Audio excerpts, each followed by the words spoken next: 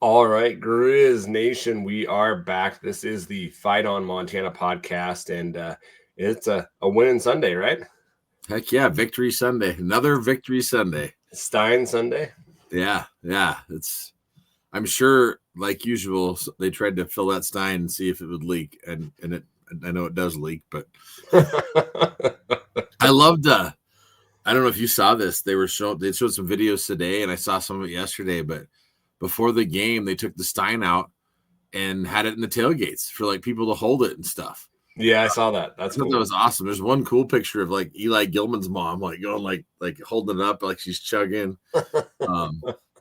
Bryce, who runs the 777 ambulance tailgate, they had it, did a selfie, and they even had some Idaho Vandal fans they let hold it for a second. That's cool. I just thought that was cool. Like, what a cool idea to like bring it out and let everybody touch it and exactly. And see it. And I thought that was such a cool idea. Yeah, I would love to. I think I've heard it's like 2 feet or 2 feet long or something like that. It's big. I mean, like, look at the picture right next to us right now. If you're watching, it is. It's big. It's big. So yeah, it's a quick story. I mean, I think I've told this before. Probably tell it every year when we play the Vandals. So it's been 2 years then.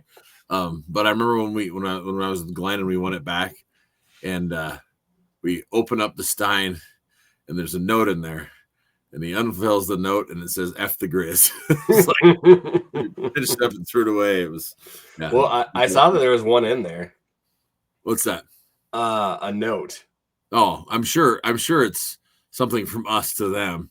Yeah. If for some reason they were to take it, but nope, they don't get it back. It's staying right where it belongs. Staying where it belongs. The good thing is though, like unlike this last year when we didn't play for it, I know like some people are like to say, you're not our rival and stuff, and we only have one big main rival, but this is still a cool game. Yeah. And it means a lot to like some older Griz. And obviously, I mean, look at the picture there on the screen. It meant a lot to us too, but I'm so glad that it's now a protected rival again. We're going to play it. Yeah. Like that's how it should be. It should be that way. I wonder at QB Club if I was a part of QB Club, which you guys can be, definitely go do that. Yeah. But if someone asks, did you tell Coach Ford that your name's not Hawk, it's Hauk? Oh, I'm sure someone will ask that tomorrow. That would be awesome. Yeah. So I plan on asking something, and the question I want to ask is, did you send in the film for the wing review? Because that is BS. Because I know you can appeal it, and let's talk about it right now. Like I didn't even know he got ejected. I didn't either. Like my wife, she's saying, did someone just get ejected? I was like, no, I don't think so, because it was right between the third and fourth quarter. Yep. And the announcers didn't say anything about it and stuff. And well, then today, I think Frank, he posted the video of it. Well, Sean Rainey did last night. Oh, Sean did last night. Okay, I missed that. He had on Twitter. He said, "Hey guys, don't know if anybody saw this or heard this, but Peyton Wing will be sitting the first half of next week's game because he got ejected for targeting." And I'm like, "What?" Yeah. Well, then I saw that post, and then I saw the video that Frank posted, and I watched it over. I mean, it's close, but he doesn't do helmet to helmet. Like no, there's multiple angles. It's like, what the heck? I just if there's ever like. I try to be, Switzerland on those ones. Like, hey, yep, that's legit or not. But this one, I'm like, this is a football play. It doesn't look like a helmet. It doesn't look like it's targeting. So well, and it's so hard. Like when you're going for a tackle and both players are moving. Like I understand, like blatantly going and leading with the head and hitting somebody in the head like that. That's not okay.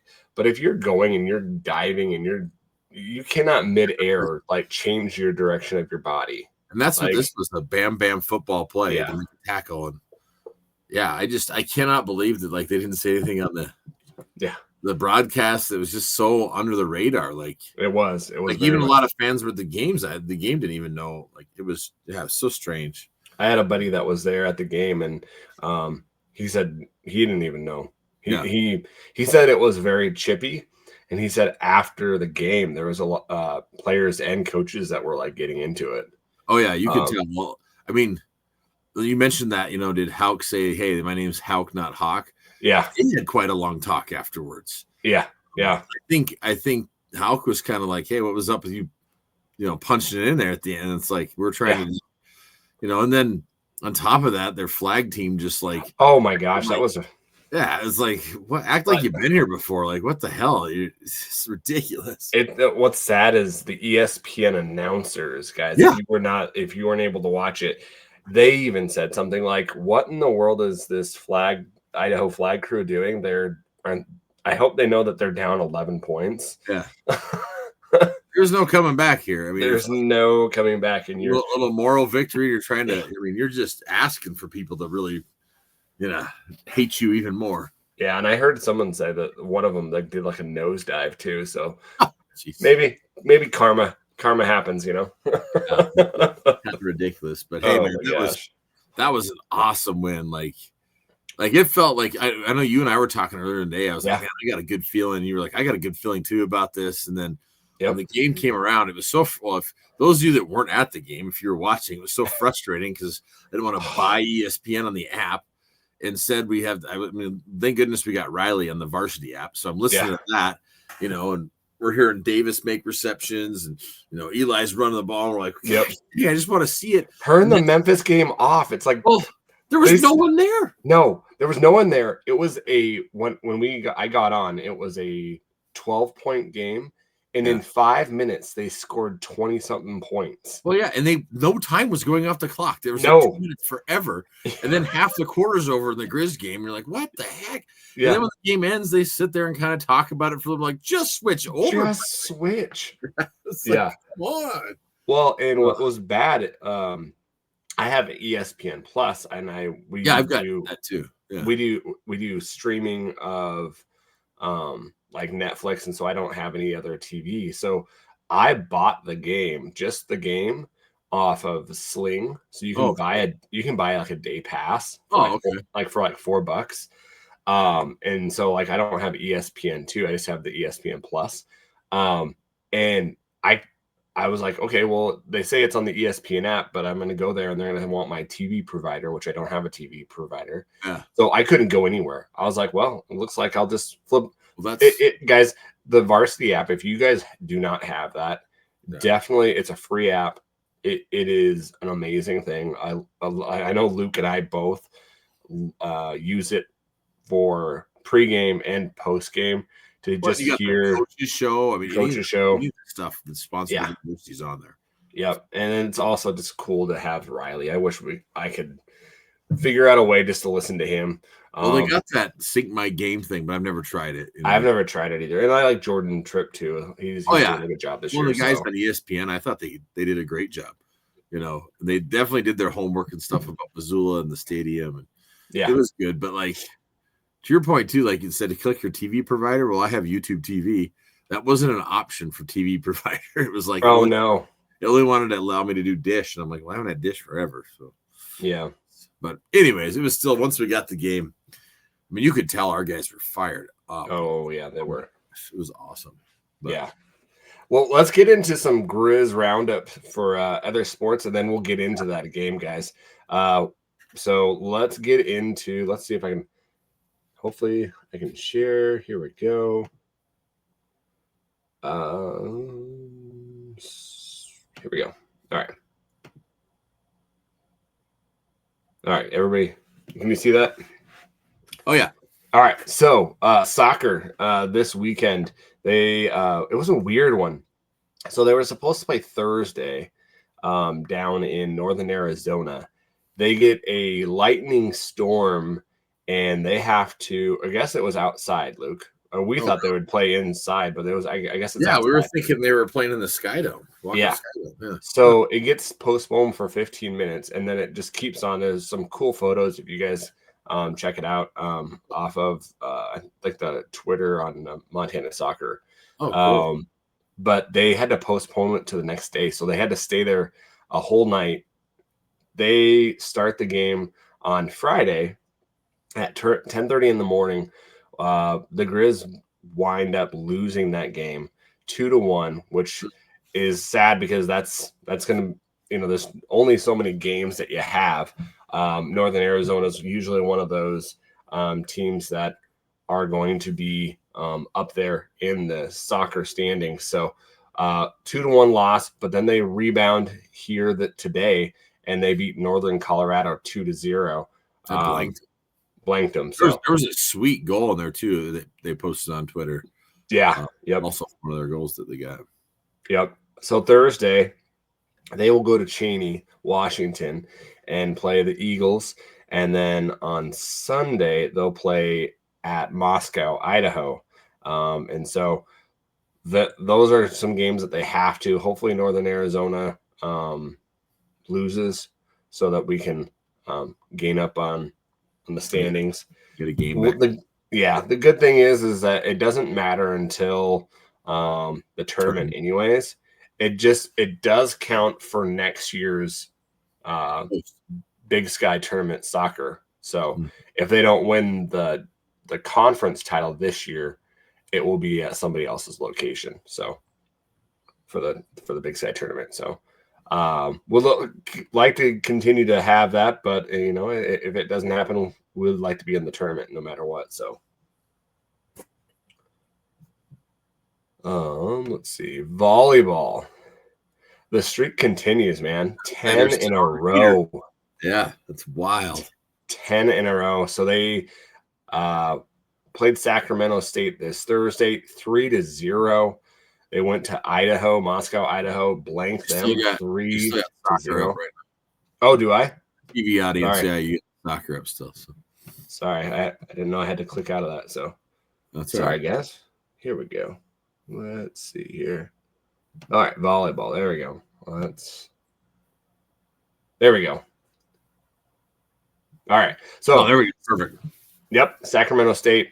They beat them at the Dahlberg Arena 3-0.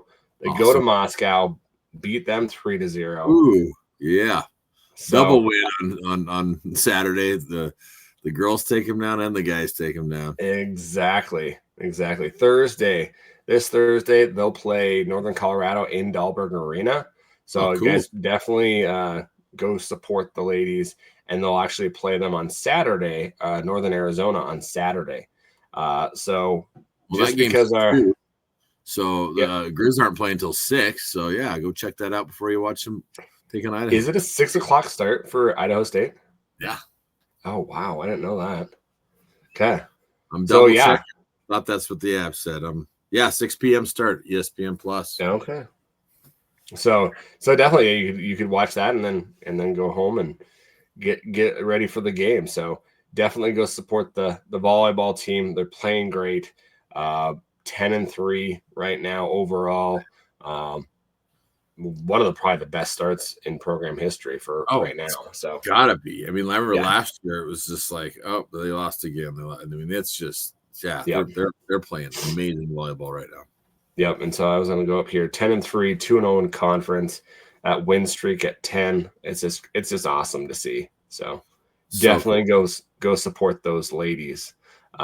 So that's all I had. I didn't see any golf or any tennis.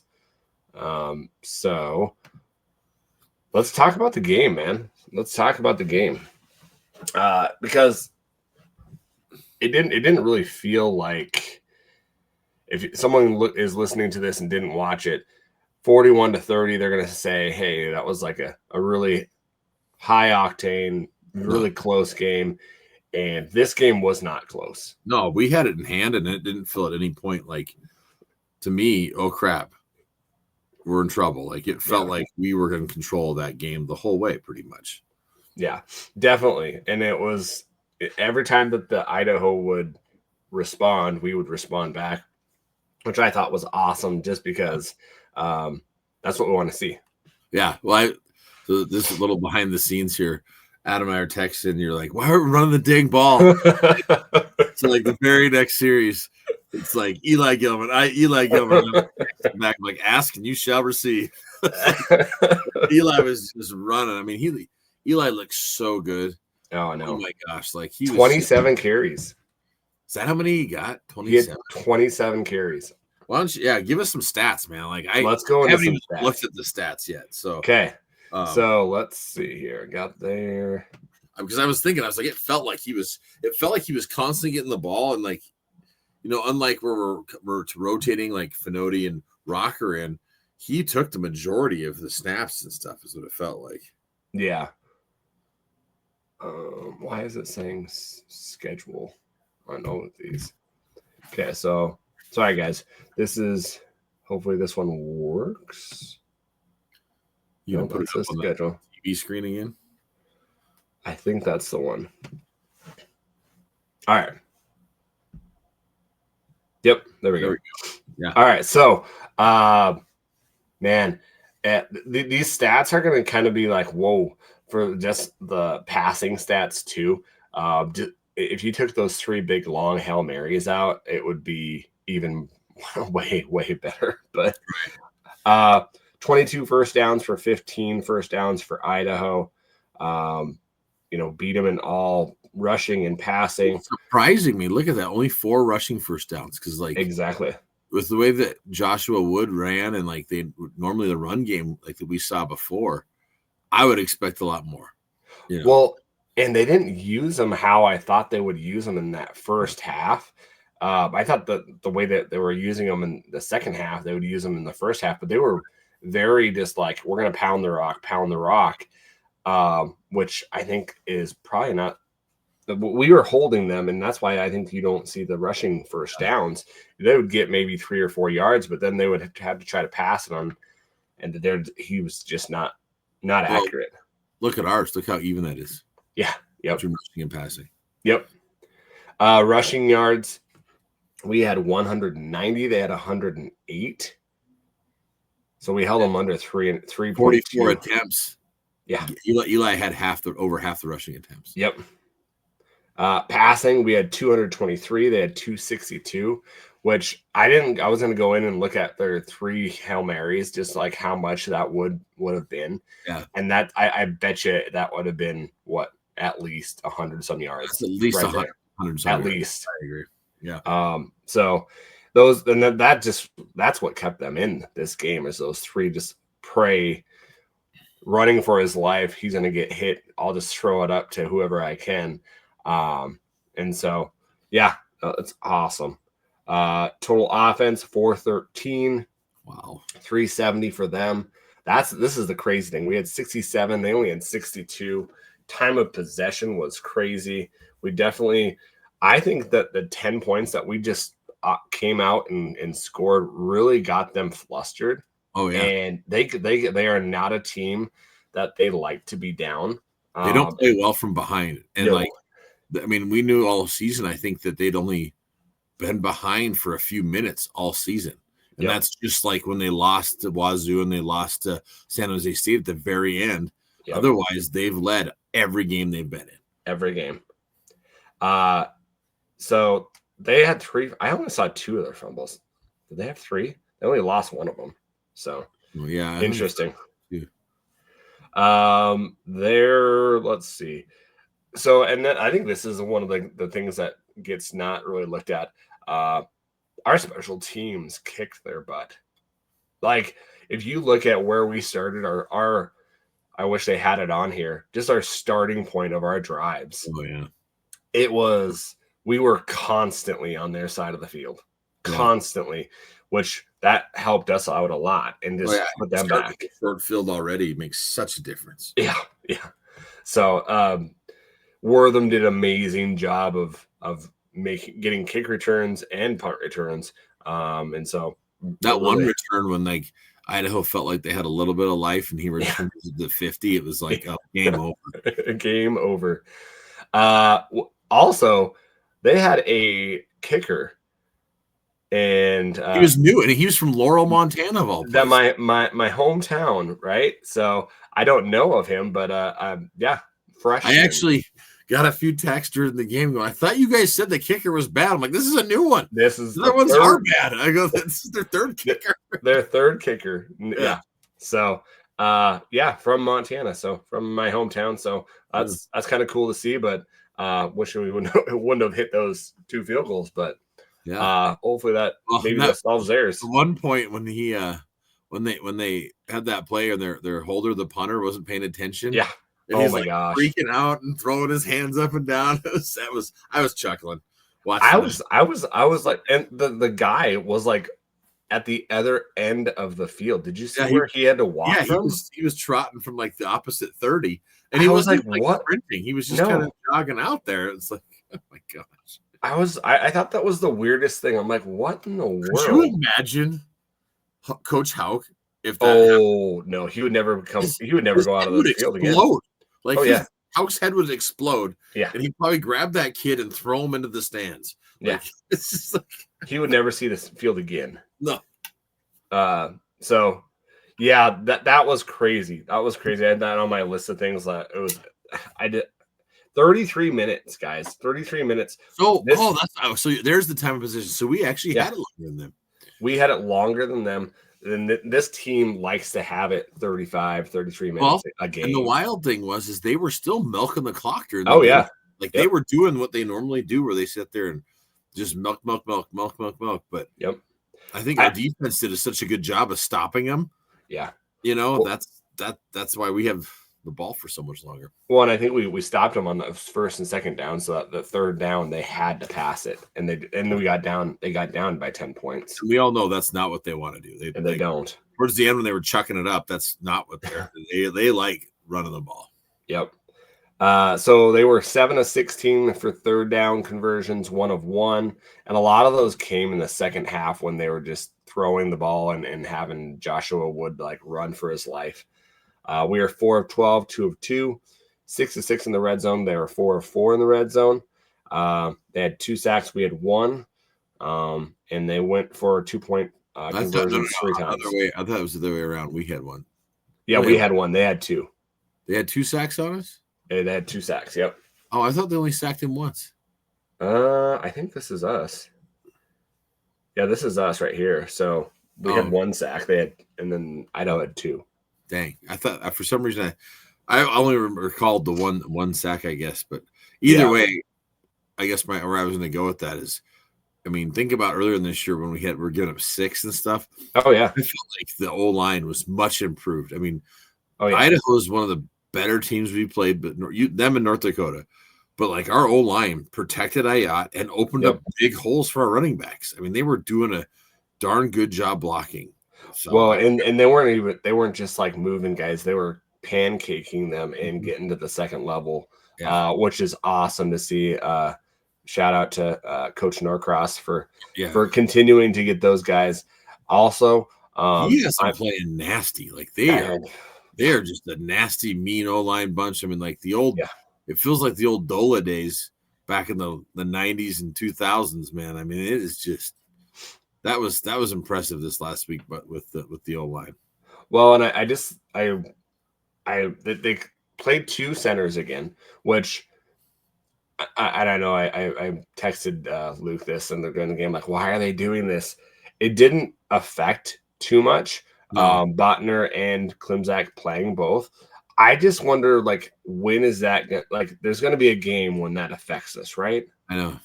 Like, I just wonder.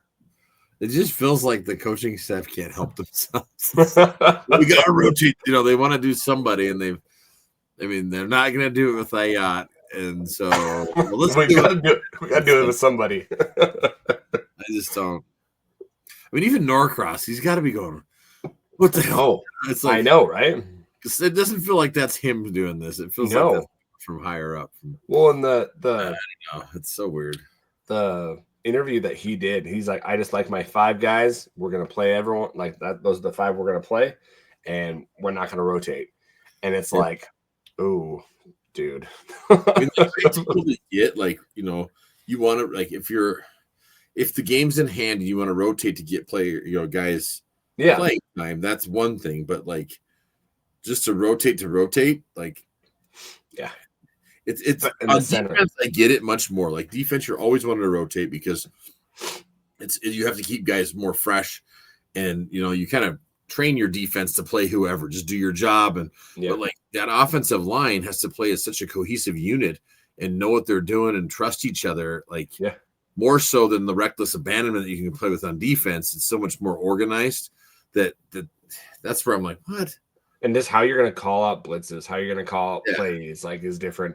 Also, I believe Klimzak and Botner one of them's left-handed, one of them's right-handed. Yeah, so it's got that's got to be different. Spins different, like yeah. So it's just interesting to me. I hope it never comes to that point where it costs us a game. But I wish, who we should have Forbes on and talk to him. Yeah, and see what he thinks. What he thinks, yeah. So, well, and here we go. So we got the comparison of Joshua Wood and Ayat. Man, I'm so excited for Kealili Ayat, man. He just keeps on. I'm so happy for him. Like what he went through last year to see his development, man. I know that his stats aren't going to jump off the page. 17 to 23, 223, 1 touchdown, 2 sacks. But if you watch the game, guys, he's not out of control. He's super smooth. He knows he's going through his progressions. He the passes that he made, that one to Wortham over the shoulder to the back of the end zone. He dropped a dime, and like there was only one person that could catch that ball, and it was Wortham. Yeah. The 28-yard pass to Brooks. Brooks had some great catches.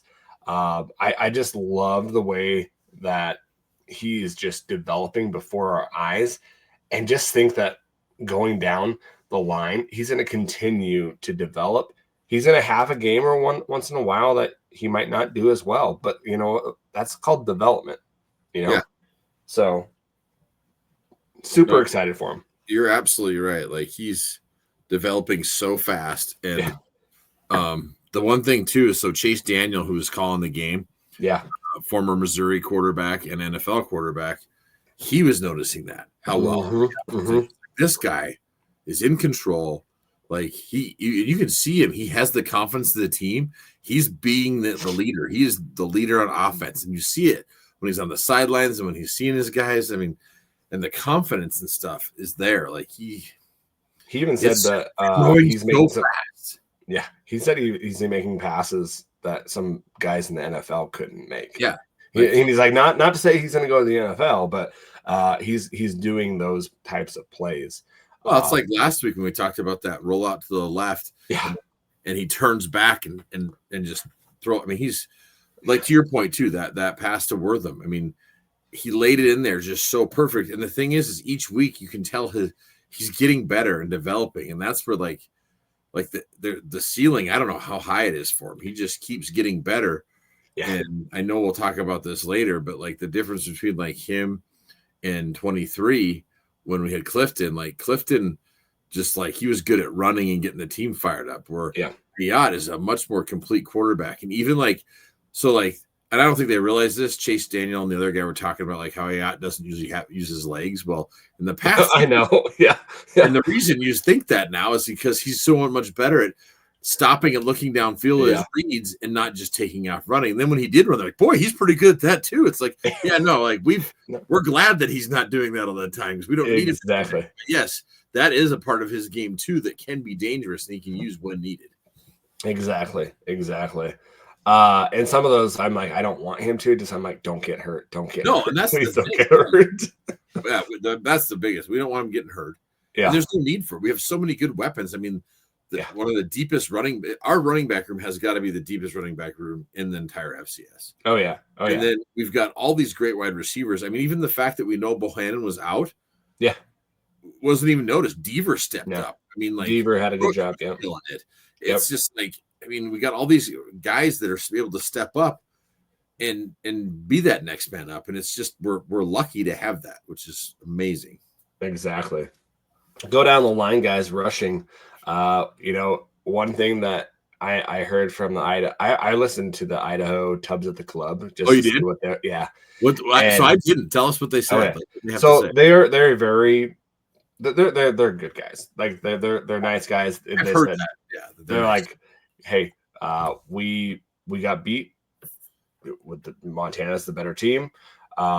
They were kind of puzzled the way that they were using Joshua Wood, and how the second half and the first half, They weren't happy with that. And I don't think their coach was too. Did you see at the later part of the game after they got that touchdown? I think he was talking to his OC, and he was right in his face, Ford, the head coach. Yeah. And he was like yelling at him and pointing a finger at him. And the guy was like, "Yep, I know. Yep, okay." So, but they just said, "Yeah, we got beat." They kind of wish that they would have had their other two backs, which, a lot of Idaho people are going to say, "Well, we were playing hurt."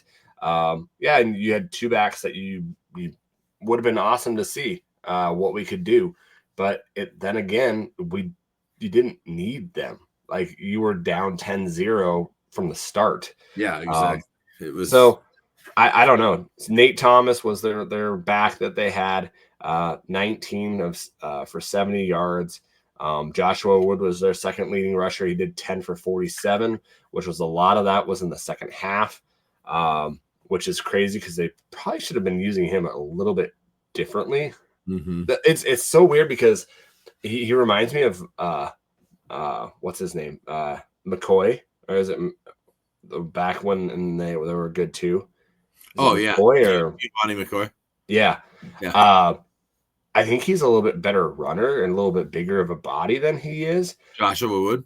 Yeah, he's definitely bigger. Yeah, and I'm just like, why don't they use him like they did with McCoy? Well, and they have in the past, like.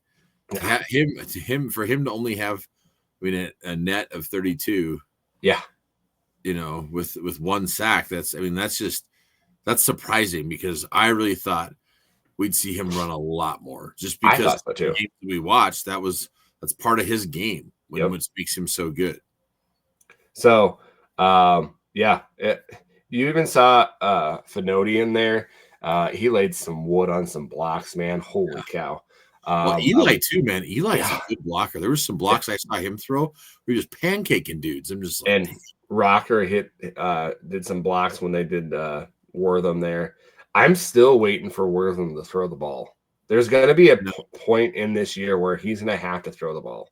So they're setting it up. Like you can see, we keep adding to Wortham's little plays and stuff and the little trickery, and like it's coming. Like there's stuff that Bobby and Peas are throwing in there that you're having to practice for, but they're almost this game of chess where they're setting it up and it's gonna happen eventually. Yeah. So yeah, they were sad. They're down, but they kind of leaned on that they only lost by 11. That's BS. Whatever. And the one of them said Craig Haley's leaning on that too. Yeah, so. One of them said that it wasn't that close, but that they were in it, and I don't think they were in it. Yeah, they may have scored in the second half and kind of kept it close, and they got it down to 9, and then we scored and it went back to 16, 17 or whatever. But that game was not close. No, it wasn't. It wasn't. Like I said, there was never a point where I'm like, oh crap! Like it just felt like we had the upper hand the whole game. Yep. Drew Deck had a great game too. Yeah.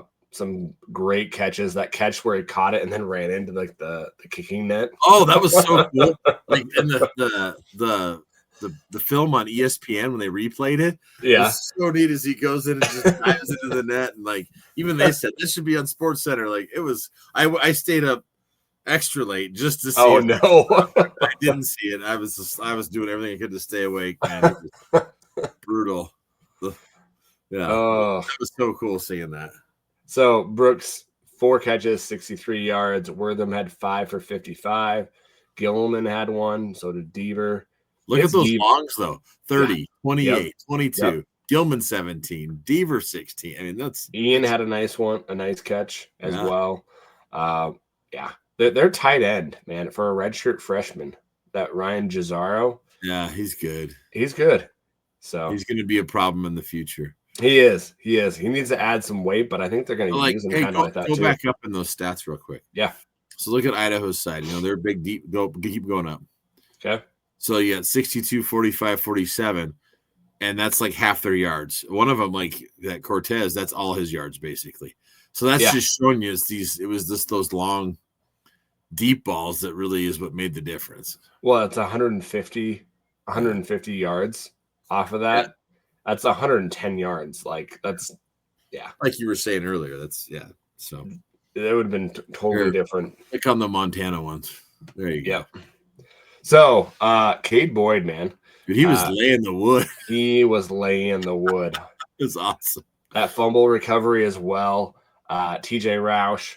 Elijah Torbert is that quiet guy that he's just consistently where he needs to be. Yeah. Otlowski. As the GFP guys call him, the Centaur. He had one hit, and my wife was like, "Who is that guy?" Like, Otlowski, man, he's a bruiser. Well, and I think that what their solo, they were playing him a whole lot more than what I saw earlier this year. Were they putting him in the center, the middle linebacker? They were moving him around all over the yeah. He'll play edge. He'll go in the center. I think the best, and he got defensive player of the game, Hunter Peck. And then did you see when he got the penalty? They panned him on the sideline. Oh, he was hitting his head. Himself in the head. He's like, God. He's a wild man out there. I love it. I was getting so fired up just watching him.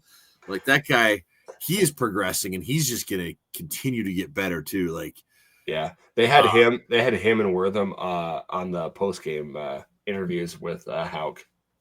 Oh, they did. I didn't watch him. That's cool that they had him on there. Yeah, so I stayed up for that, and you stayed up for Sports Center. So I was having troubles getting the Varsity app to work afterwards. I don't know what the heck the deal was. Oh, really?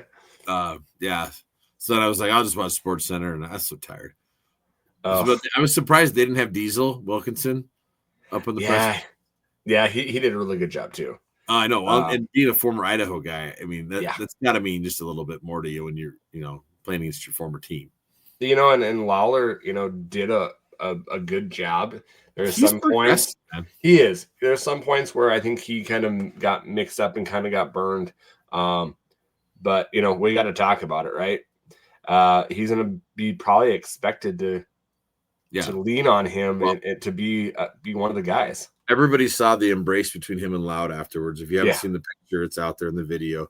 And Loud's in a sling. And so, we'll never know what's going on with Loud and stuff. But if you're in a sling, generally that says like shoulder probably. And shoulder, yeah. He's going to be out for a few weeks. Sure. Now, the good thing is if we look at our schedule, we had talked before, UND, Idaho are kind of our worries. Now we're kind of going to this games that should be.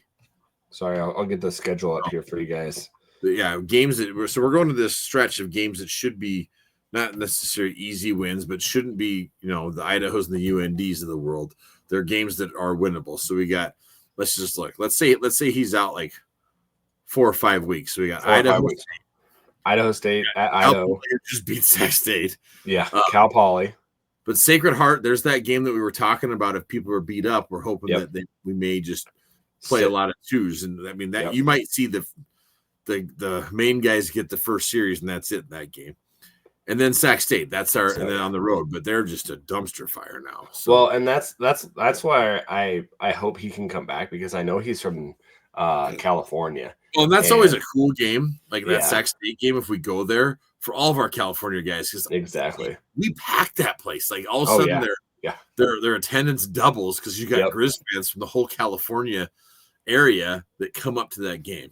Yep. Then we got Weber State, and then Eastern Washington, and then Portland State. And boy, after the Cats barely beat Mercier 17-0, they housed Eastern last weekend. 57-3. Yeah. Yeah. So I mean, these are all we should be favored. Every one of these going into the brawl. I mean, like we needed to do at the beginning of the season to now kind of roll into this. Well, and there's only one team where I think where we would need Loud. And that's going to be this week. Yeah, well, I know last night you were texting me, you're like kind of worried about Idaho State, and I was like, I'll wait till tomorrow. But I looked at them today. I'm not so worried no more. Like even without Loud. Yeah, I think not worried at all. Like it's no. I just think and the reason why I was worried is it's our first road game. If we have Peyton Wing out and Loud out. Just who's going to step up? And after watching them against Northern Colorado, I'm just like, well, and this team. We should. Yeah, well, we should dominate this team. Is this which quarterback are they gonna run? If they had their normal one, Cook, he's more of the throwing quarterback. Yeah, which that could be awesome for us as well because it's the first pocket passer that we've played this year. Yeah, exactly. I mean, that he is like just Jordan Cook. Whenever we get into Idaho State, he is the true pocket passer, and that's where when we were talking about Pack, he can pin his ears back and just start blowing him up. Like that's, I'm hoping that's the quarterback they picked to play. Well, I hope so too because this defense is going to get their first time to let it loose, and I think we're going to let it loose. Either one, if they play Harsin or Cook, they're not like for as many yards and stuff. They're not that accurate. Like they have many balls that aren't on point. Like Ayat is way more accurate. Like, yeah. So and then same with I would say Wood and Kaminsky and all these other quarterbacks we played. I feel are like a lot more accurate than either of these two guys for Idaho State. So yeah, I totally think so. Anything else in the Idaho game that you want to go over? I thought it was one thing that I want to talk about, and I think I texted you during the game, like the 2-minute drill before halftime. Like that was so weird. We had the ball like two. So I wish I could see the all 22 on that. Something happened because like the announcer when we called timeout before they're going 2-minute warning. I wonder, because we called timeout and it was like 2:09 left or something like that. Yep. And so I wonder there was like, I wonder if like Ayat was going to snap it and they're like, no, don't. Like, we're not like, if they were just something's goofy because Houck took the timeout. He looked just pissed. Like, I got forced to take this damn timeout because something was up. Like, well, and it's like, why take the timeout? Just go to the 2-minute warning. Well, that's what I wonder if we weren't going to snap it and we were totally in the wrong protection or the wrong something. And so he just called it like we were going to not go to the 2-minute warning or something. Yeah. Something was goofy. Like, and I'm not sure what it is. And I'm curious if we find out at QB Club, if he tells us what the heck the deal was with that. Cause that was weird. Like that. Well, that is the nice thing about QB Club is sometimes we get to find out about that stuff, but then we're not allowed to tell anybody. So but you do know. So that's what that's where you get your money worth. You find out insider information that you don't anywhere else. So join QB Club. Other than that, man. How about Eli Gilman though? Like, here's the another part where I felt like, oh, we got it. They threw that stat up that like we are undefeated when Eli goes over 100 yards. And then boom, boom, boom, boom. As soon as he went over 100, I'm like, yep, there it is. Like he's trucking people and stuff. And just, I mean, the way he can find the holes and maneuver his body and all this stuff. I mean, even was it Charlie? I can't remember the guy's name again now. Charlie Daniels. Chase Daniels was saying this guy's going to be up for the Walter Payton Award. And he talked about that being, the FCS Heisman. And he saw it. He's like, oh my gosh, this guy is, if he keeps running this way, I mean, he's got a definite shot to it. And he even said, how is this guy still here? It's like, that's just it. Like, and we all have to be ready for that. Like he could easily leave. It'd be cool if he'd stay because he would break every record in like FCS and like the Griz and all that. And I think that might even be one of our questions, or I saw it somewhere on Twitter. Someone's like, pay this man whatever it takes for him to stay. We have to figure it out. All Missoula businesses gathered together in alumni. Pay him or whatever it takes. That drives me nuts. Like that study that came out that like $5 million is what the football team brings into the community. It was way more than that, wasn't it? Well, wasn't it $5 million for each? Oh, it's probably $5 million a weekend. Yeah, I think. Yeah, $5 million. I was just like, man, if every business just did like, and you don't have to do 1%. Do a Griz hamburger, and all the proceeds go to something like that. Or, like just do something like I know Kettle House is doing some beer and they're doing different beers and paying. So like I think businesses are starting to figure it out to your point, like with Kettle House and some of these other ones like Droughtworks that's doing up with beer. They're all starting to figure out little things where it's like, okay, if we do this, we can take those funds and track it then, and you can put it back into the NIL. Yeah. And so to your point, like the burger thing, it wouldn't surprise me if we don't say places like some of the favorite downtown places like Sox or Mo Club or like come up with a Griz burger, like Bodega or Reds, or go, then you go, or like the Montana Club, because we know that the Griz will usually if for the Griz dinner for other guys that are above 3.0 GPA, that's where they go, is the Montana Club. And the owners there, I mean, they're staples in Missoula. Why not have the NIL steak or something like that and charge more? You can charge more. You can be like, the NIL steak, it's $10 more, but that $10 goes back to NIL, and that's how people can participate easily. So there's all sorts of creative ideas out there, I think. I think so. I think the community needs to do something, because if we want to take that next step, we're gonna have to do it. So there's no going back to the good old days. Marcus, now keep working yourself. Now he's out there working it. He's coming up with all these cool ideas, so I'm sure he's hitting people up and getting this stuff figured out. Well, and I see he was taking pictures with the new recruits and all that, like, because there was a huge weekend for recruits. I'm waiting immensely on the cannon being boomed and on Twitter to see if we get any commits this week. Oh yeah, so I love Keaton does such a good job with that, and we're doing a really good job too as far as recruiting goes, with the whole like hitting guys up before they're playing their high school games and giving them little things. And it feels like, I mean, a couple of years ago, it felt like crickets out there on Twitter and stuff. It was like, now that we got Keaton in there and Marcus, it feels like together they're both just go, and like they get it now. It feels like they finally get it, that you have to have a social media presence and make cool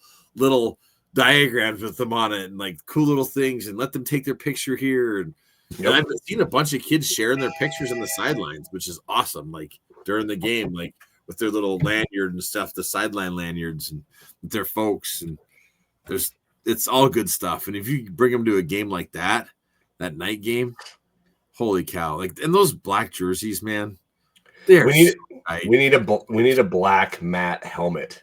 Oh, that would even look a black matte helmet with the emblem of the state of Montana. Well, and just like the jerseys, I think what makes them pop so well is the maroon number with the white outline. And so, like to your point, maroon state of Montana with a white outline. God, that would look awesome. And then there's one other thing I wanted to talk about at the game. Yes, I thought this was two more things, and it has to do with Monty. The fact that he rode the Harley out again, people loved it. Like, that's what they used to always do, is ride the Harley out. Yep. But then later on, they made Idaho did the whole Star Wars poster. The Stein Wars. Yeah, the Stein Wars, which I think was cool because Bobby used to call the Griz the Evil Empire. Like, everybody hates the Evil Empire. And then they did Monty. Well, they had Monty in the back. They had on the logo. They had Monty in the back, with a cloak on. Yeah, with the Emperor cloak on. And so everybody was tagging like everybody at the U, like, can't someone make this happen? And sure enough, he comes out with the cloak, red lightsaber and stuff. And like, there's even one that they did, the university did, where it's him as the Emperor shooting lightning bolts like out of his fingers and stuff. And cool. The band even got into it too. After one of their touchdowns late in the fourth, they started playing Star Wars. Playing the Imperial March. Yeah. That was so cool. That's like, that was awesome. I love that. Like, it's cool that everybody's on point to, like, if another team brings that up, we're like, okay, we'll just roll with it. And like, we'll be the Evil Empire. Hey. We're going to take you down. We're fine with that. So cool. I loved it. I thought that was just great. Yeah, it was awesome.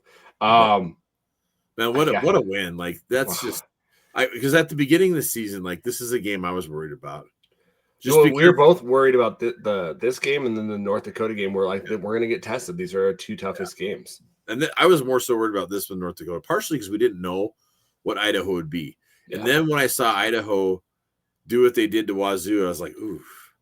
I felt better, though, after I watched them against San Jose State, because I was like, man, San Jose State no offense to them, but they feel like bottom half of the Mountain West and a middle of the pack, middle to upper of the pack FCS Big Sky team, maybe. Yeah. So Yeah. And their secondary is not good. Idaho's. We obliterate. We could have dialed up a lot more passing. We backed it off. We definitely backed it off. When Ayat had when they brought the house. Yeah. Brooks was wide. Oh, yeah, wide you're right. open. They talked about that. He he did that circle route again that we beat against UND. Yep. And yeah, that was touchdown all the way. Like if Ayat could have just had one more second, because I think he saw him because he was going back. Second, I think. Oh man, that would have been awesome. But yeah, that's gonna be it was awesome. I was like, oh no. But yeah, either way, what a win, man! What a win, Stein, and it's just one more check off the box, and we're gonna keep rolling here because, man, it's this team is just continues to impress me every week, and I can't wait to rewatch the game. Like I'm excited to rewatch it. It's got those feelings of how it's building, kind of like it did in 2023, and it just kind of started building and building and building. And I think we have this as a question, so I won't get into it now, but there is a question that I want to get into, and I loved that we got from a listener that talks about this kind of the 2023 to this year. So definitely get that in the questions. But thank you guys for sending questions out to us. We had a lot of questions and a lot of people reach out to us. There's a lot today. There's a lot. I've been screenshotting all day going, oh my gosh, this is great. And I put it on Griz last night after the game. So I haven't checked it. So yeah, we could be here for a while, man. All right. That's right. Yeah, because I screenshotted every Twitter one. I've got them all, and as we're recording right now because it's Sunday night, I keep checking. So I keep getting some notifications just to see if we get any extra ones. So let's go into Idaho State. Sure.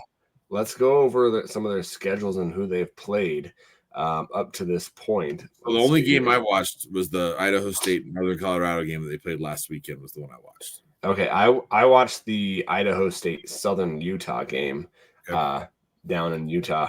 So let's see here. Oh, that's last year. Here we go. They started off, and we were kind of like, oh, wow. Idaho State, UNLV, they probably should have had that game. They lost 38-31. We're like, oh, okay. They did not do well against Southern Utah. Southern Utah blew them out 46-24. But then they play New Mexico pretty close. Another FBS team, 32-22. They demolish Lincoln, which I think is just horrible that they play that team. Yeah, no one in the Big Sky should be able to play that team. Not anymore. Like and every time someone plays Lincoln, it's like that, and it's just ridiculous. Now, I guess there's a 30-30 against that college. Oh, really? It's like a scam. Like I heard there was. I want to go watch it, but I heard there's some type of documentary on it. That's interesting. But to Idaho State's point, though, I checked and they had they played everybody, and like the fourth quarter they were still scoring, and they had like their four stringers in. So it's just Lincoln's so bad. But this last week they played Northern Colorado. They get the win there. So what? That's one win. One. I'm not counting the division, whatever that is. No, I would count it. That's a win. They won two wins. Yeah, 2 and 3. But against true opponents, they've got one win. They've got one true opponent and one high school win. Yeah. and hey, even last week you talked me into it, and I picked Northern Colorado, and they did not.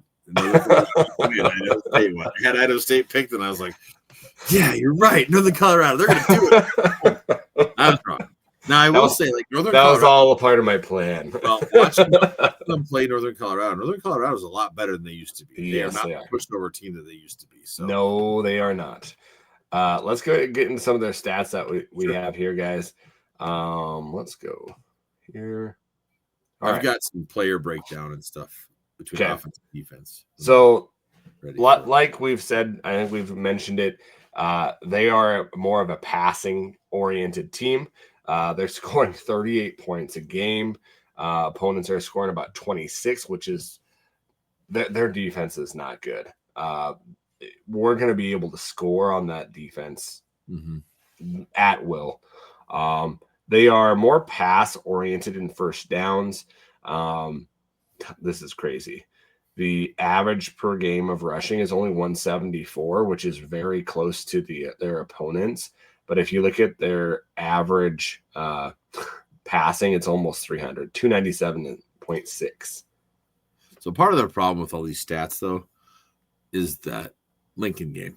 Yeah. It really skews everything really high because you scored 90 points to nothing. Well, they have 12 passing touchdowns, and you're like, how many of those were in that 90-0 game? So, total offense, they're at 472. Opponents are at 421 with them, so they're not stopping anybody. No. And that's again including Lincoln. So it's like, whoa, you're letting a lot of yards against Lincoln. So exactly. So punt average, look at this. Punt average 15. It's not good. Their kickoff average is 20. Like, that doesn't make any sense. Mm-hmm. That can't be right. Yeah. Those are returns. Are those returns? Sorry. I was like, goodness, I can't read. Sorry. Yeah, that's returns. Whoops. Yeah. But even then, like, that's not bad, but it's not great. Yeah.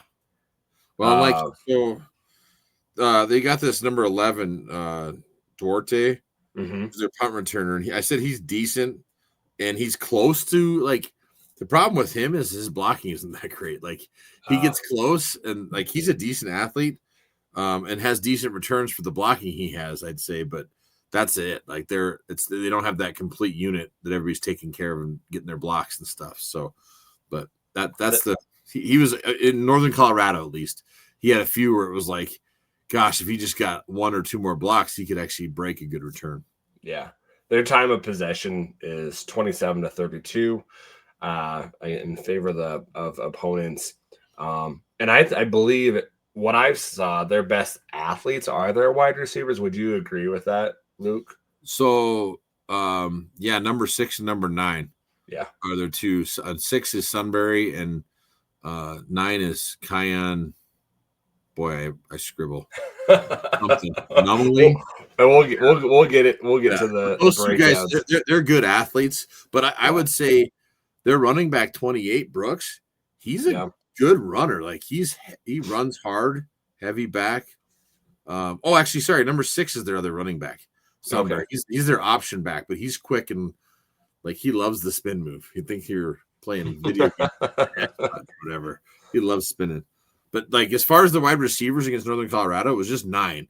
Like, 9's like the guy that Cook wants to throw the ball to. Yeah. Third down conversions, guys, they're at 44%. With fourth down at 40, they're 4 of 10 on fourth down, which look at their opponents are 4 of 11 on fourth down. And so they've had 5 fumbles, lost 1, 13 sacks. That lets me know that that could have all been against Lincoln. So yeah. So I don't know, man. The red zone attempts are 20 of 24, 15 of those being touchdowns. I just don't see, even if we have Loud out for that game, you look at the passing, you got Jordan Cook at 69 of 133. That's only 50%. Like you said, Luke, they're not very accurate. He isn't. Like, they throw the ball downfield, but he's not getting there. And he's very inaccurate. And he also the time that we played him at Missoula, he throws a lot of interceptions too. Mm-hmm. So he's had 4 touchdowns, 4 interceptions. Yeah. And in fact, Harson, who's their other quarterback, he's got more touchdowns this year with 7. 7, yep. Yeah. But, like, so their offense, like, their base offense is 4 wide. Like, they're running 4 wide. Yep. Their offensive line is in a 2-point stance all the time. Like, they don't put their hand in the dirt ever. The O-line doesn't. That's interesting. Now, the thing about that is, though, like, their tendencies are very high. Like, they lean way forward when it's time to run. Like, you can see them. Like, they're leaning forward in their stance when it's run time. They're leaning back in their stance. In fact, like I could tell that they'll even run some different like pulling plays where they're pulling their guard, and you'll see everybody else in the lines up, and he's kind of leaned back. Like it's so weird. I was sitting there watching this in Colorado. I was like, oh, they're gonna run this counter play right here. Yep, that's what they did, and doing these run plays. And so wow. Well, good thing Bobby listens to us, right? I'm just like, if I'm sitting here watching it and seeing them lean, it's like they're gonna pick that stuff up. Yeah. Now the other thing that I noticed too, in Northern Colorado, this worked for them.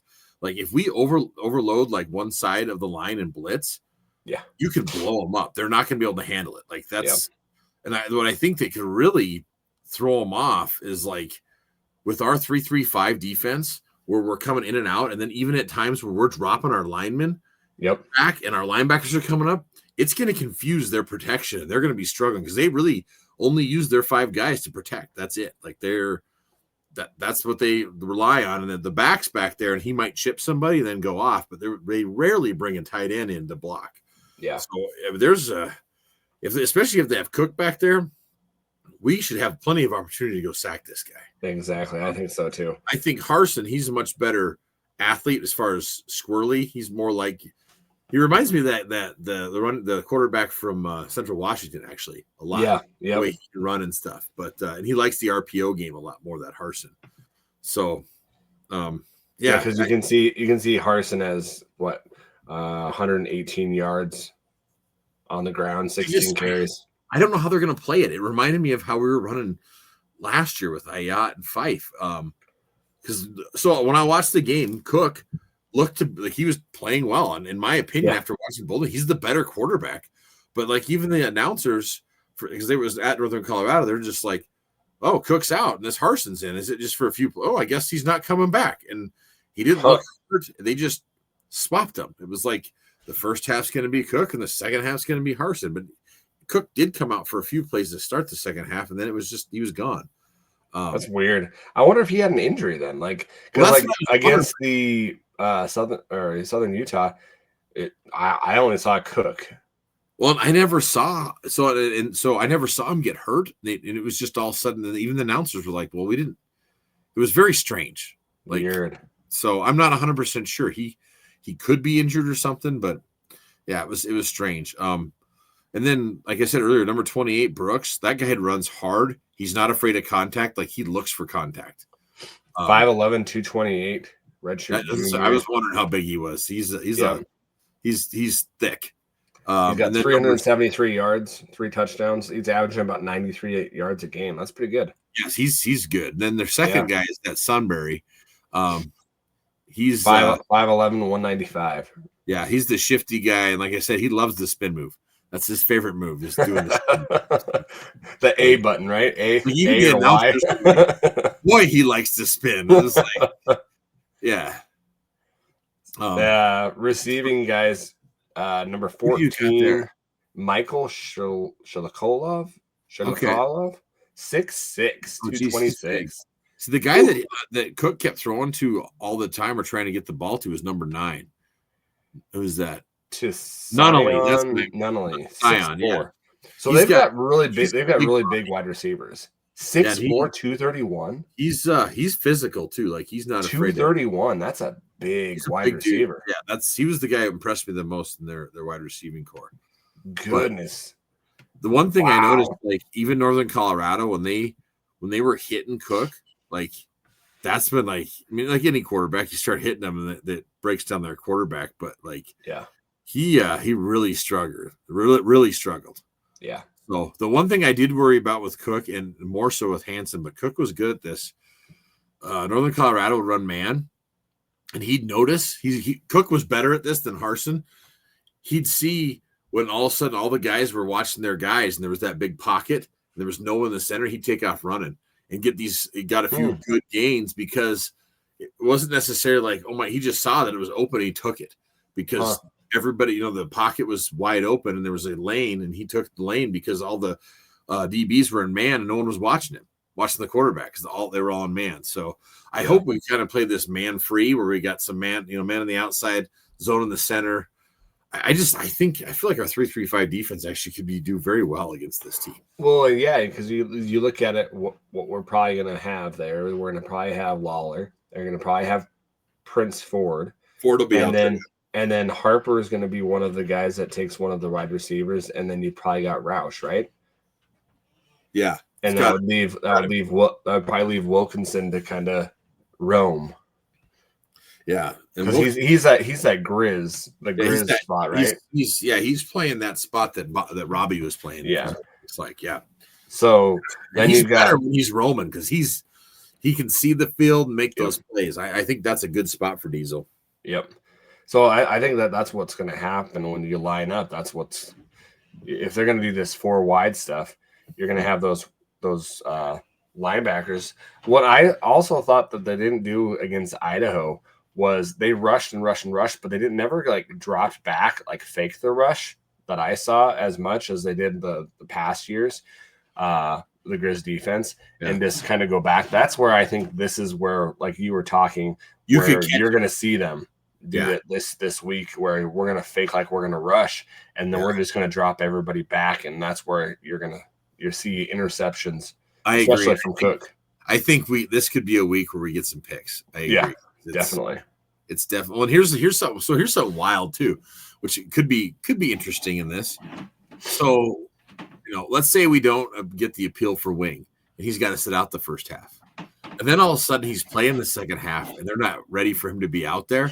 We can see him come in and get a pick right away. Yeah, or blow somebody up. Yeah. So I mean that's something that could happen too, because he'll be fresh and just a racehorse in the freaking red, just ready to blow up, and all of a sudden they let him go in the second half, and I'd be scared shitless if I'm an Idaho State guys out there. He's running out with his hair, just blowing people up and killing folks. It could be brutal. Guys are laying out everywhere, and Wings just, just crazy. So, I was watching the game, and I'm like, I look at Solo, and I'm like, I would be scared to be hit by that guy. He is so big and so angry. Oh my gosh, he could probably kill me with one hit. I love him. He plays. Oh, look on his face. You're just like, oh my god, this guy's gonna kill me.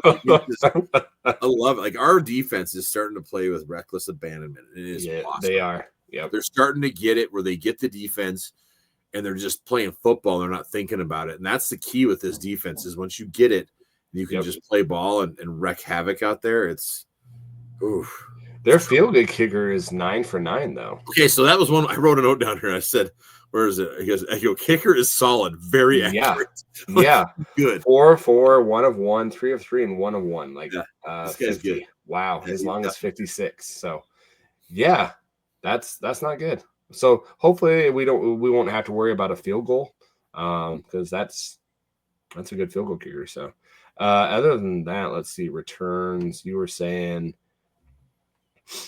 That 11 is who there's punt return up there, 4 for 69. Duarte. Yeah, Duarte. That's the guy that, he looked good. And he looked his average 70. So that's not terrible. Yeah. Long of 31. Like I said, he in the Northern Colorado, he never broke him, but he was close. You can tell it's right there. Well, this guy, that Robert Freeman, he's got 3 for an average of 31 on kickoff. So. Well, Colorado didn't kick it off very many times. So. And again, maybe he has all those because, Lincoln didn't kick it off very much either. So. No, absolutely none. Once. Oh, man. Defensively, we got Rylan Leathers. Real quick. Yes. With this 11, I'm not worried because, man, Huff and Clay Oven have been blowing people up on special teams. I know, right?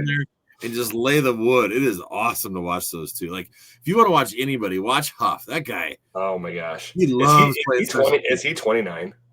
Yeah, he's 29.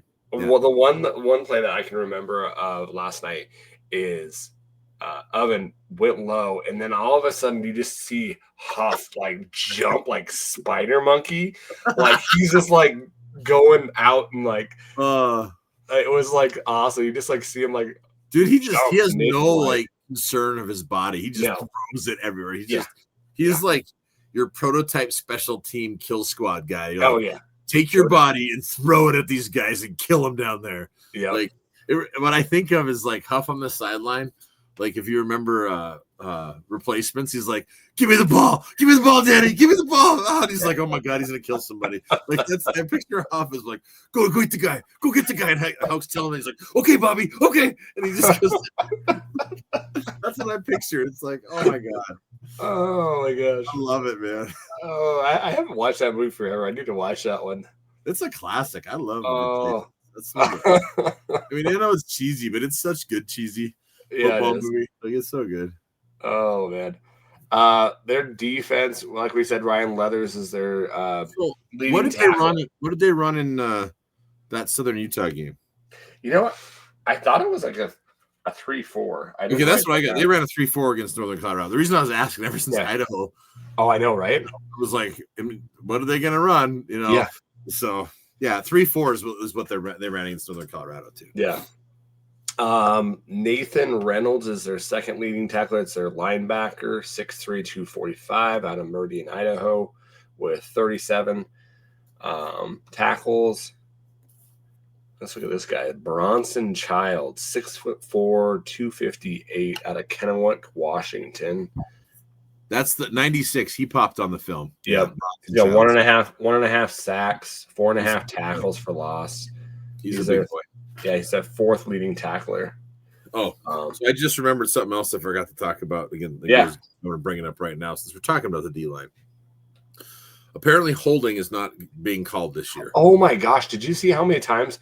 Like, when did our defensive line, like, what is it okay to, like, strangle them by their neck? Yeah, strangle by their necks, or like number 97 on our team at one point, his jersey is pulled up over like this, and he's having to pull it back down because it's like it looked like a hockey play when they tried to pull your jersey over your head and start punching you. Yeah, I was like, it's ridiculous. Like letting the guys play, like, and I actually have been satisfied with how they're letting the DBs and wide receivers play. I'm really happy with that. I'm both going both ways. I'm like, hey, I like that, but oh my gosh, like, come on, like when they're around their neck or pulling the jersey and it's up over their head, like coming over their heads, it's like, okay, pull that yellow flag out, like when that happens. Yeah. Like, otherwise, it's just going to keep getting worse and worse and worse. Yeah, exactly. I meant to talk about that earlier because it drove me nuts. No, I had it written down and I didn't say it, but this is this guy on their defense, Cameron Willis. Interesting. 6 tackles for loss, 2.5 tackles. He's on the defensive line. He's 6 foot 218. Ooh, that's a small guy on the defensive line. He looks bigger than that, but that's he must be playing kind of that DN edge rusher is what I'm guessing. There's a couple guys. I think Zero actually. They have him as D line, so they're running a 3-4. But that fourth person, they kind of do like we do when we have on the 4-man front. He's standing up, but as an edge rusher, because they have their 3 D linemen. A lot of times they'll have like 1 technique, 3 technique, 9 techniques. So you got like basically guard over one guy's like the nose over the center guard gap. The other guy's at like either center guard gap or guard tackle, and then one on the far tackle, and then they bring the other linebacker up on the tackle. So almost like a 4 front at times. Okay. I think that's where he's getting at, because I think he's the guy that I saw down there running that kind of that edge rusher, if you will. Okay. So yeah, their defense guys, it's okay. There's nothing that you kind of like are alarmed by. It's getting carved up on other teams. We should be able to put points up. Like, no doubt. If you like watching lots of points, this should be your game for you. If you like this, exactly. Anything else on Idaho State? I don't really have too much on Idaho State. No, I guess the number one thing I'll be interested in is see who they come out with quarterback. Like, is Cook hurt? Is that why Carson was in? If not, either way, I'm not worried. It's just like they both kind of it's still the same game plan with the 4 wide. Harsin runs a little bit more RPO, and Cook is your traditional pocket passer. That's really the difference. And we'll prepare for both because they're going to play both probably. Yeah, I would expect if they're throwing people in and out like that, I think they were going. But like again, I think the thing to watch in this game is our D line and linebackers versus their line, because they, like I said, they only line up in a 2-point stance. And so if you're going hard, like again, there's going to be openings and holes. If we're blitzing, especially if we overload one side of their line, they're in trouble. Like we can get through and blow stuff up. Like this could be a fun day for the defensive line and linebackers. And our DBs too. Like because of his inaccuracy, there's going to be some free balls, some very good opportunities to get some picks and stuff. Yep. So awesome. Well, guys, I think that we're ready for predictions. Oh, Did you get your prediction down? So I've got. Well, let's do before we do the predictions. We're gonna we'll pick the sky real quick. There's not a lot of games this week. There's 4 games. That's it. Here, should I put it on? I'll put it on here so people can see too. Okay, if you want to. But I'll go over last week real quick. So last week you beat me by 1 because did I beat you by 1 just because of that? Because Idaho State. We were both wrong on Sac State because we had been undefeated. Stupid Sac State. Cal Poly, man, stepping up. Sac State is just a dumpster fire. What a joke. It's a mess. It's a hot mess. To be them that think they're going to be independent next year is ridiculous. Like so. And then, like I said, MSU just smoked Eastern last weekend. What the hell was it? 57-3. That surprised me a little bit. So Eastern's a dumpster fire again too, apparently. Because we only have 4 games this week. Yeah. So here, first game. You ready? Or are you putting it up? I'm putting it up here. Okay. There we go. Here we go, people. The first game that I want you to pick, though, no matter what order. Oh, there you go. Is the Montana State goes to Northern Arizona. Oh man. That's a hard one. This could be a trap game for Montana State. Yeah. Who do they play the next week? Oh, they don't. They have a bye. Mm-hmm. Oh. And it's in Northern Arizona. I'm gonna be rooting for Northern Arizona, but I'm gonna go with the neighbors. Okay, so I'm in the same boat. I'm rooting for NAU, but I think the Cats should win this game. It could be tight. I think it's going to be a tight game. In fact, that should be if you want to watch another game before the Griz game. That's at 3. That's going to be a good game. Yeah. Well, 2 p.m. Mountain Standard. Oh, is it? It says 2 here. Oh, that's weird. Mine says 3. Oh, you got Pacific times on there too. That's weird. Yeah. Well, either way, it doesn't matter because we're not going to. Then you've got the Dumpster Fire Bowl with Portland State and Eastern Washington. That's a hard one because this was the hardest game I think to pick this week. I know, because you look at they played well against Northern Arizona, and I think that I'm talking about Portland State, that horrible schedule. I think it's going to iron sharpen iron and kind of sharpen them. Eastern Washington, I did not just get smoked by the Cats. Or are they going to come back this week? I don't know. I think Eastern Washington's going to win that game. It's at home. I took Portland State. I think they're due for a win. Okay. I think Eastern's going to be licking their wounds and not ready for Portland State, and Barney's going to come in and take them. So, okay. All right, and then final game before the Griz game, we've got UC Davis going to Cal Poly. UC Davis. I agree. I also took Davis. So we do have one difference this week with Portland State and Eastern Washington. I can't believe I'm cheering for Eastern Washington. Not really cheering, you're just picking them. Yeah. Whoever wins I'll be curious if it's going to be a really low scoring game or if I think it'll be a lot of points and just I think it's going to be a lot of points and no one's going to stop anybody. It's going to be the glorified all-star game. I agree. All right. So I already have the Griz game picked. Okay. Obviously, I'm picking the Griz. And then I also got Versus too, but I put my points up before Versus. Okay. And I'm close. Versus and I are close. So, curious to what you got. I've got Griz 38-10. 38-10. All right. Perfect. So, I've got Griz 49-17.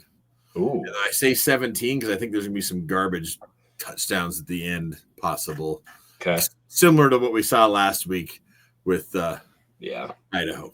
Yep. Then Versus, they've got Griz 42-24. And I think again, really that close? Well, you're still beating them by 3 scores. Yeah, so, I guess. But I think the reason it has the number of points for Idaho State is because I think what's happening here, if you think about AI and Versus, it's a simulator app. Yeah. They don't look at Lincoln as nothing. 90 points on that offense is skewing that slightly. Is skewing it, yeah. I think it is, and I think that's the reason you're seeing that 24. So I really don't like my 17, but I feel like we like to let our young guys play, and there's been some garbage touchdowns, and I think it's going to be 49-10 going into the fourth, and they're going to get a garbage touchdown. I think if we are getting pressure on Cook or whoever is, it's going to be a long, long day. Oh yeah, it's going to be a long day for them. So. I totally agree. So cool, man. All right, got that all saved. So we're saved on the computer. Okay, well, let's go to. We have we got a few more questions that rolled in. Okay, we're talking on Twitter, so I got those screenshotted too for us. So my buddy Mike, he had a question. Yes, he had 2 questions for us. So his first one, it says, "I'm really hoping this question is for nothing. Loud, and I hope Loud is okay. But if he can't go this week or even longer, how in trouble are we?" I don't think we'll. If you look at the schedule of who we have, right? I think this is the team that would be able to benefit from that, just because they're more passing oriented. I don't know. I think right. If you want to be a championship team, you're going to have some guys step up. Yeah. This could be a benefit for us. Where I think it is going to be a benefit. Where we get somebody that, hey, locks down that other side, and when Loud comes back, if he comes back, then we have 2, right? It could be good for us too. So I think it's not going to affect us too much. Could it? Yeah, it could, or both ways, or it couldn't. I don't think it's going to affect us until the playoffs. Cat game. The cat game, yeah, is when we really want him back. Yep.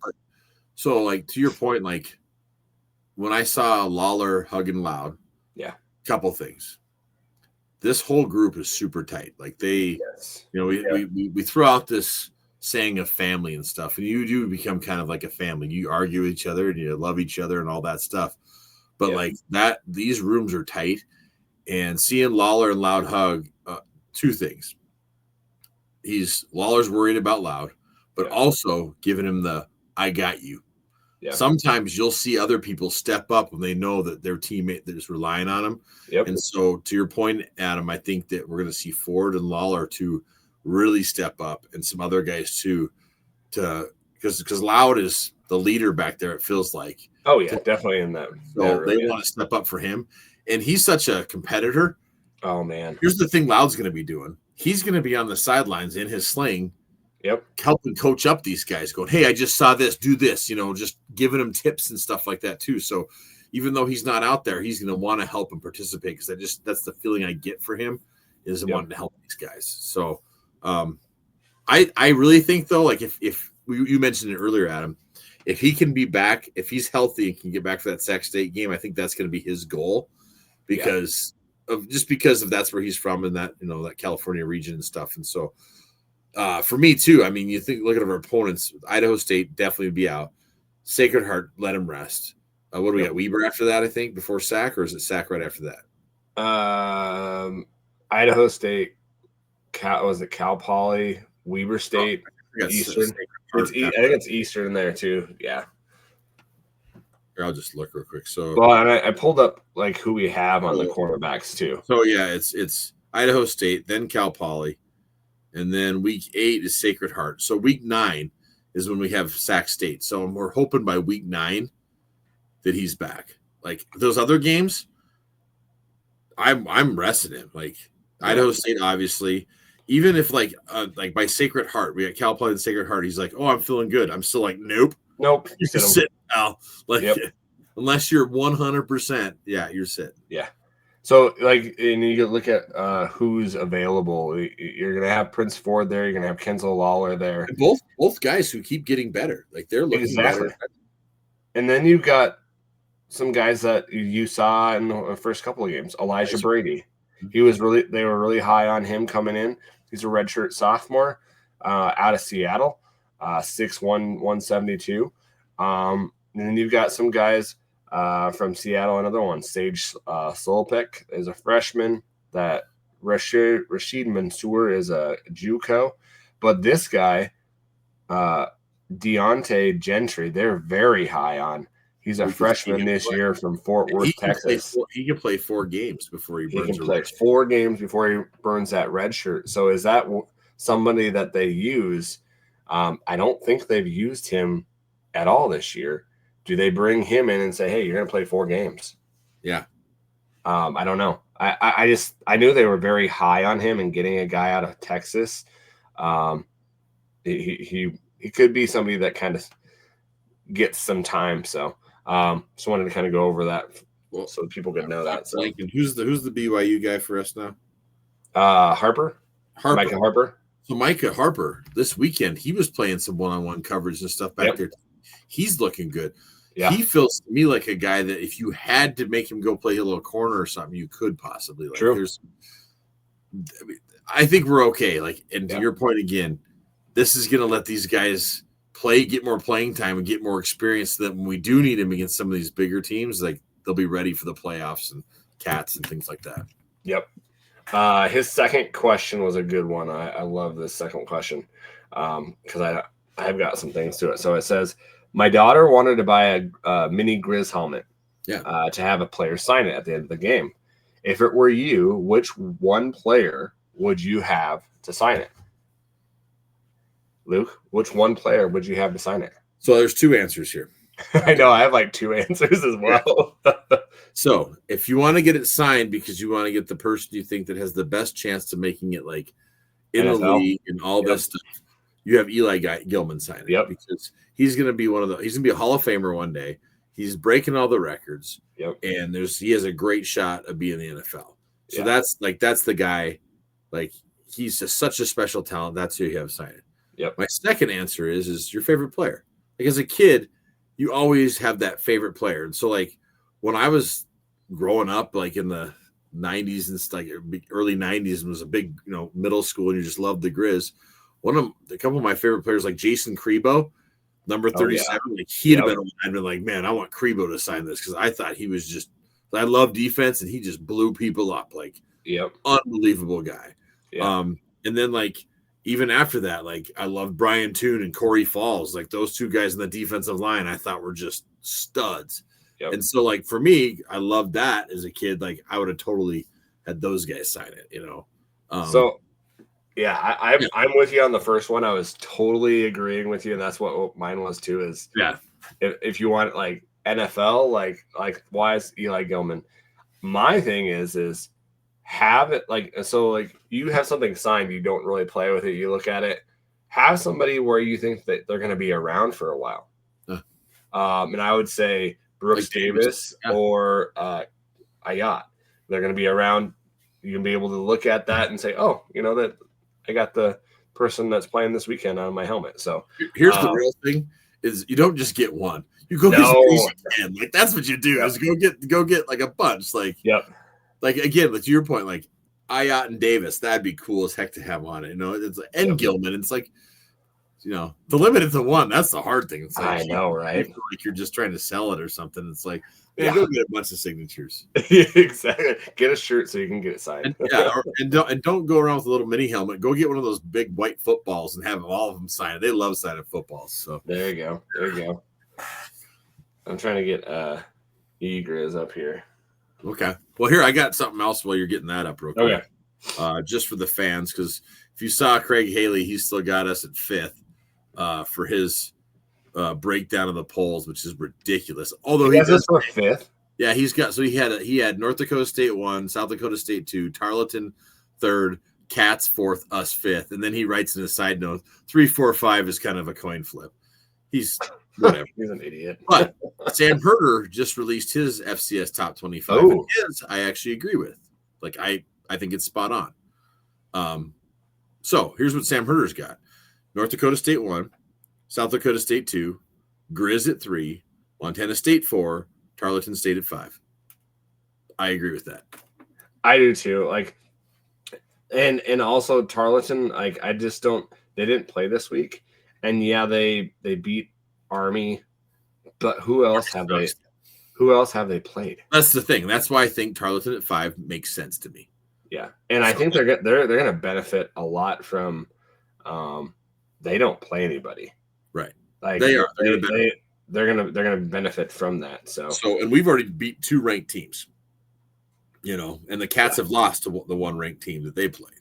So I that's why I feel like that ranking of Bison 1, Jacks 2, Griz 3, Kitties 4, Tarleton Texans 5. I think that's right. So I'll be interested to see when the polls actually do come out, because we were already 4th in the coaches. We were 5th in the stats poll. Yep. It wouldn't surprise me if we're 3rd now. Like, that's where I think we should be in both. Personally. Oh, I think 3rd in both would be. That's where I think we should be at. Two top 20 wins. Who? It'd be interesting to see who else has 2 top 20 wins. Right. Like who? Nobody. Who?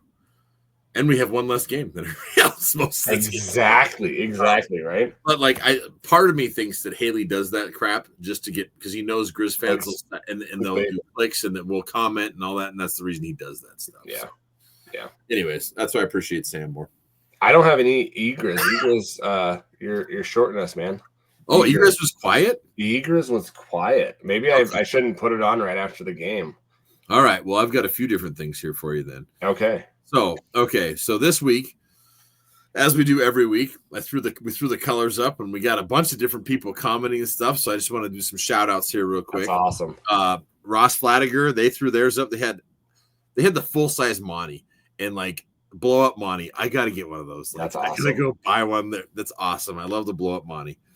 And then we had Joey E6 at E6 Durban.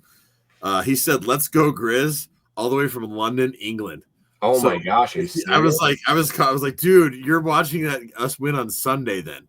Like that is nuts. Yeah, he's like, yeah, it's gonna be brutal streaming that one. So way cool. We got fans from London even watching it.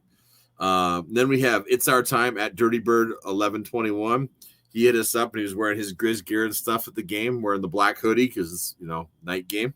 There we go. Then of course Bridger Lord, as usual, getting his wicked awesome colors up in Boston. So way to see that. And then Danya Parrish, she says, "This is great. I love this. This is why I love Griz fans." She says, "We didn't put out our Griz flag. We didn't put our Griz flag out for the first 3 games, and the Griz won.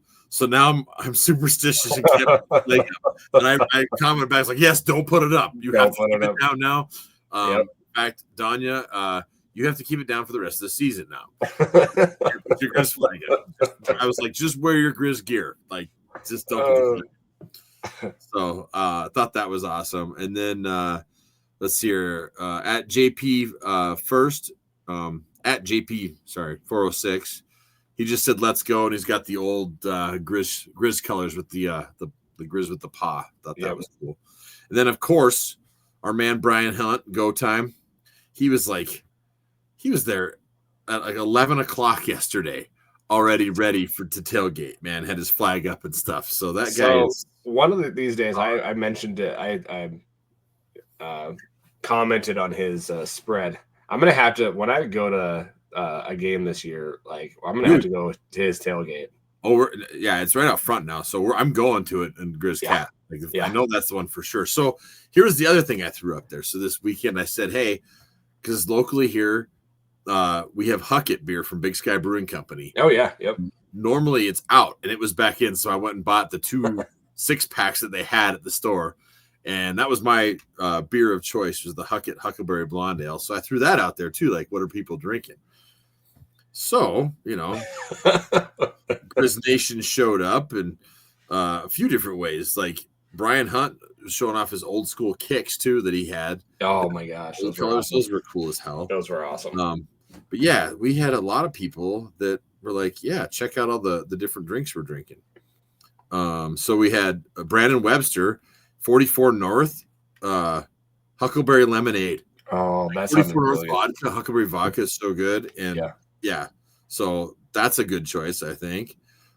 Jay Hansen, old school, and Pendleton whiskey, baby. That's like, so I replied back. I was like, I automatically, whenever I think of Pendleton, because I got that bucking horse on it. Yep. Glenn used to always yell out, Powder River, and we'd yell, let her buck. Like that was the thing.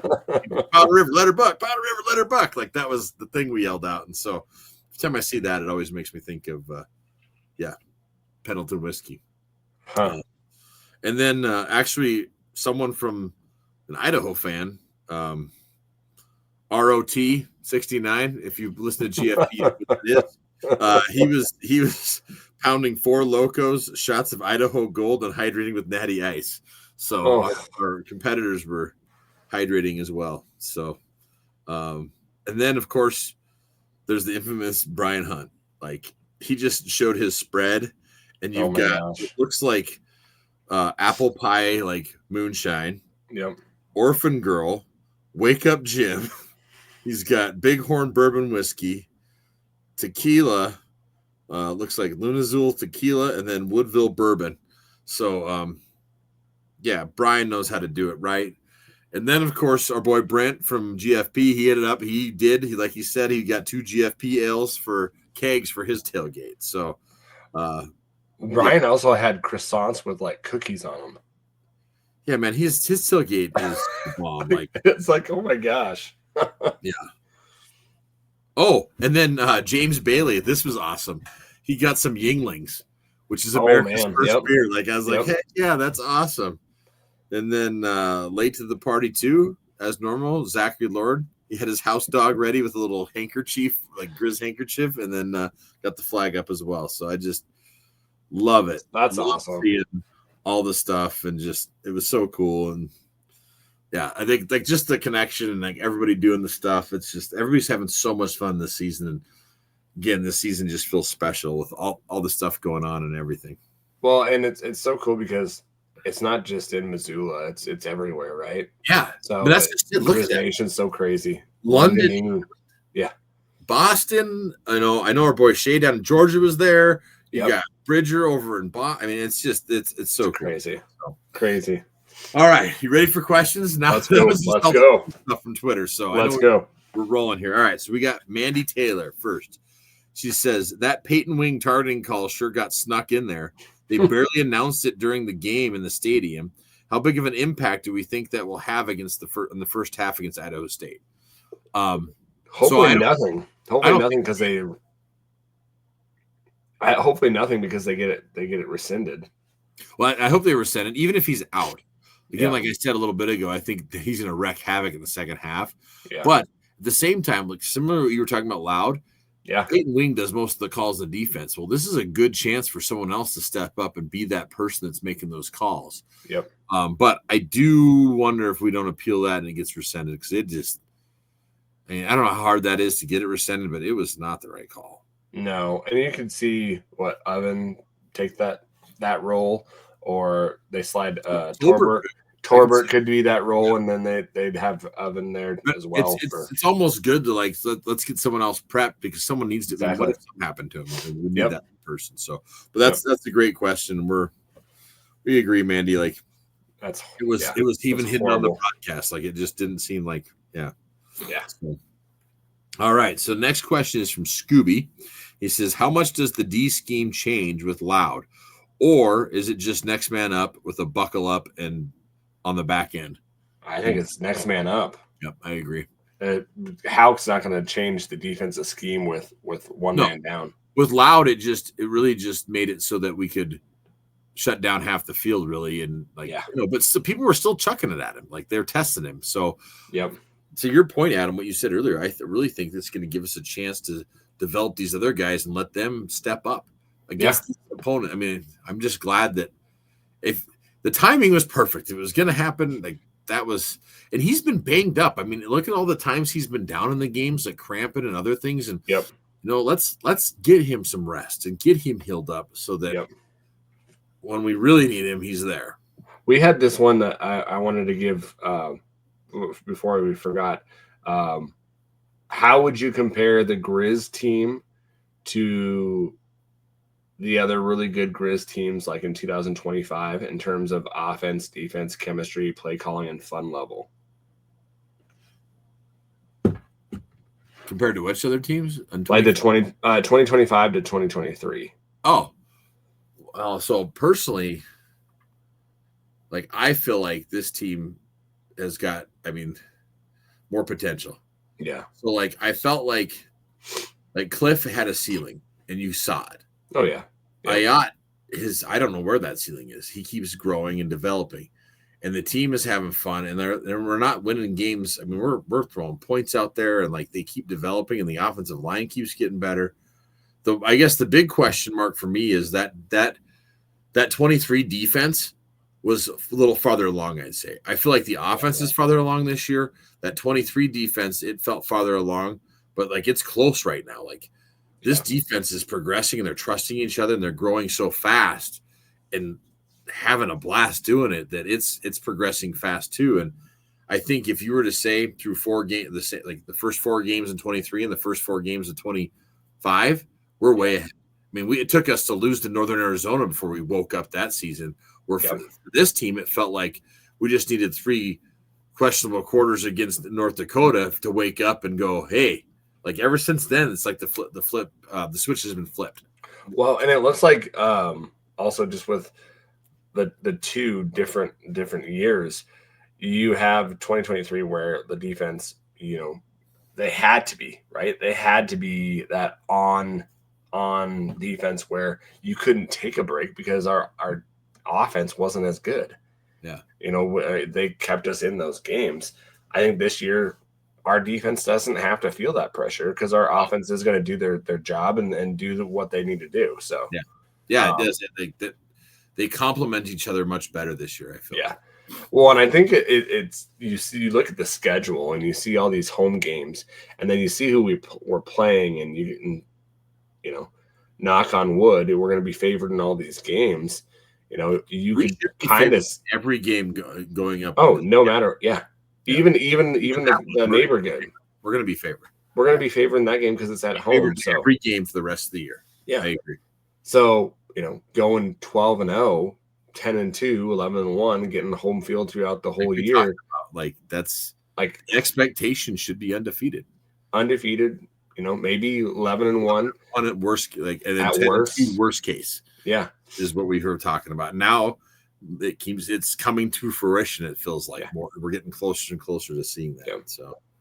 So I think with recent years, 2023 is going to be always that special one because we made it to the Natty. Mm-hmm. I think this year has the possibility to get us to there. I think because the offense is farther along, like you said, Luke. The defense will get there. I really do think that we have the guys back there in the defense to make a big run. So I agree. I totally agree. And so I haven't seen North Dakota State play yet, but I've seen South Dakota State play, and they're not that, juggernaut like they were in 23. That 23 was full of NFL players and stuff too, and that was an amazing team that they had.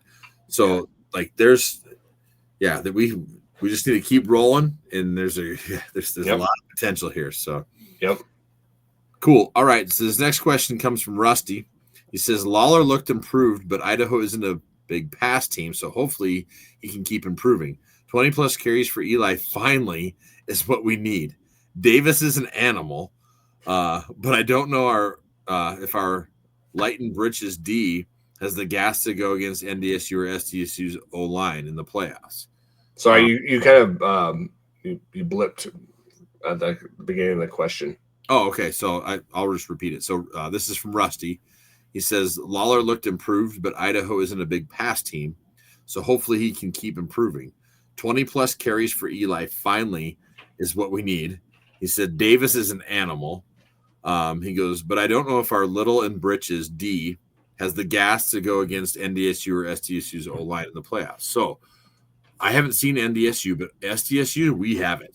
We could definitely play against those guys.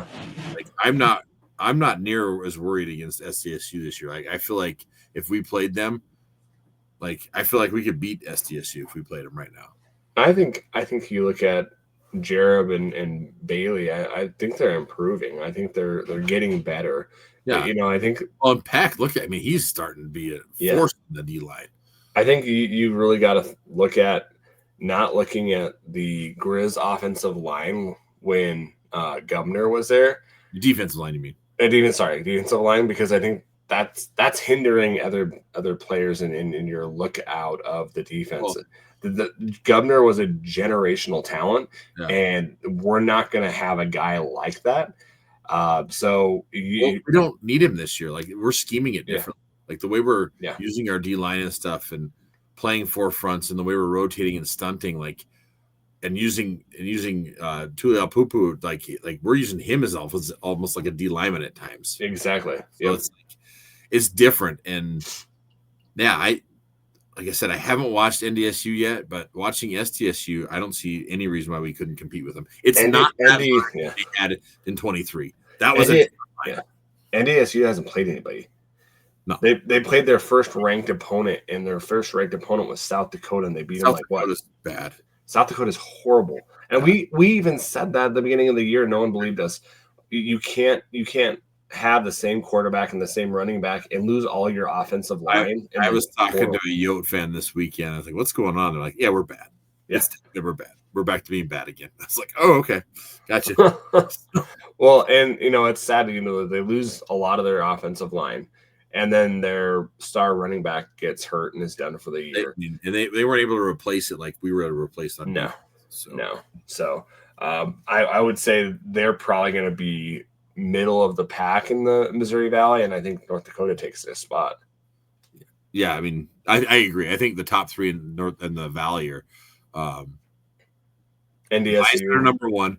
I don't know who number. It could be UND or STSU. Like how seems to think it's UND, but those are the next two down, and then it's whoever else from there. So okay. Rusty has another question. He says, also, we were able to get pressure in the backfield, but dang, we need to execute when we have the QB dead to rights. I agree. Yeah. Like we need to put him on the ground, and that's where this week gives us a chance to go, and hopefully do some of that and get. The more you do it and stuff, the more you just get more successful at that. So and there was so many times on those long plays, the long passes, that we were right there. That 2-point conversion, we were right there on that touchdown as well. That we could have blown that up, and just work on tackling too, finishing and wrapping up. It was better this time than it was. It was. We are improving on tackling. You can definitely tell. Yep. All right, next question comes from AK Griz, my buddy Brock up there in Alaska. He says, with North Dakota and Idaho out of the way, and Cal Poly doing one of the funniest things ever, beating Sac State, what do you think the likelihood that the Griz could be undefeated going into the Griz Cat?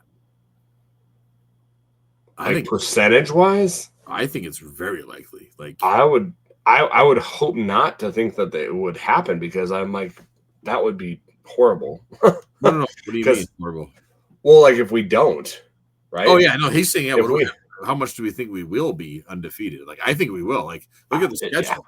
If we're not, holy shit, something bad happened. Well, something happened. Like if it doesn't happen, like you're thinking probably 80% right now that you would lean that way. I would say more, if not more, 95%.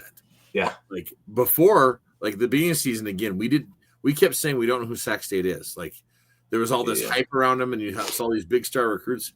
And we said, you know what, though? They have to become a team, and they haven't. No, and they haven't.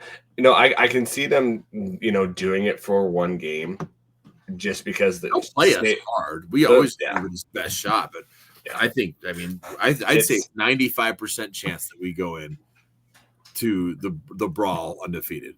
Now that we've gotten past North Dakota and Idaho. Those are my two biggest worries. Yeah. Well, and I agree. I would say,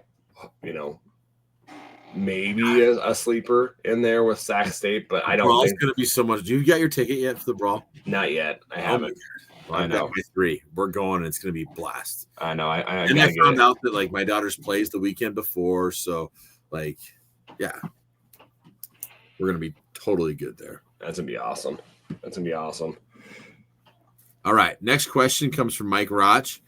He says, with Loud going down, how much a lot of concern with Loud going down. You know, Yeah. he says with Loud going down, how much of our defensive philosophy changes to leave our other corners on islands? Yeah. I don't think it changes, like especially because of the opponents that we're playing. Yeah.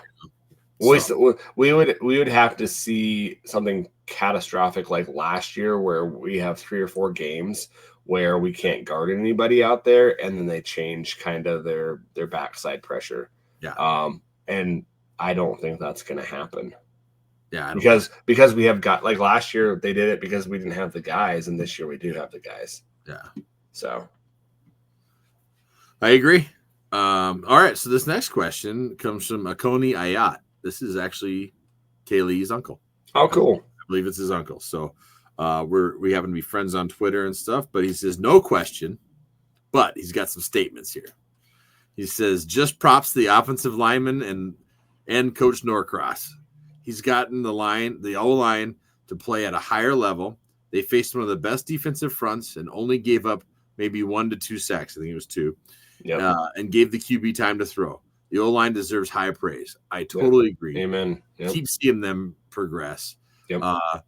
In fact, number 62, I think it's Johnson. This is who that is. Am I right for our team? Everett. Yep. Yeah. I was kind of ripping on him the last few games because he's letting people buy and stuff.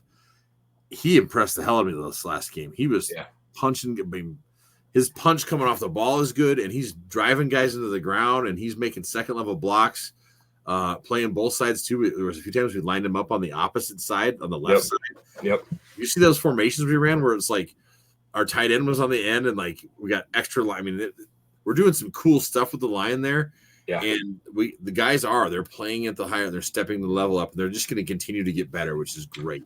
So I liked how they had their different formations where they don't set, but then they get to the line and then they spread out and they, different formations and stuff. I thought that was cool. Yeah, they did this week. So Norcross was a damn good hire. Like that guy was I'm impressed. Like I love the look of him too, dude. Like he is the epitome of an offensive line coach, too. He is, yeah. He's from the dictionary. That's the guy you see.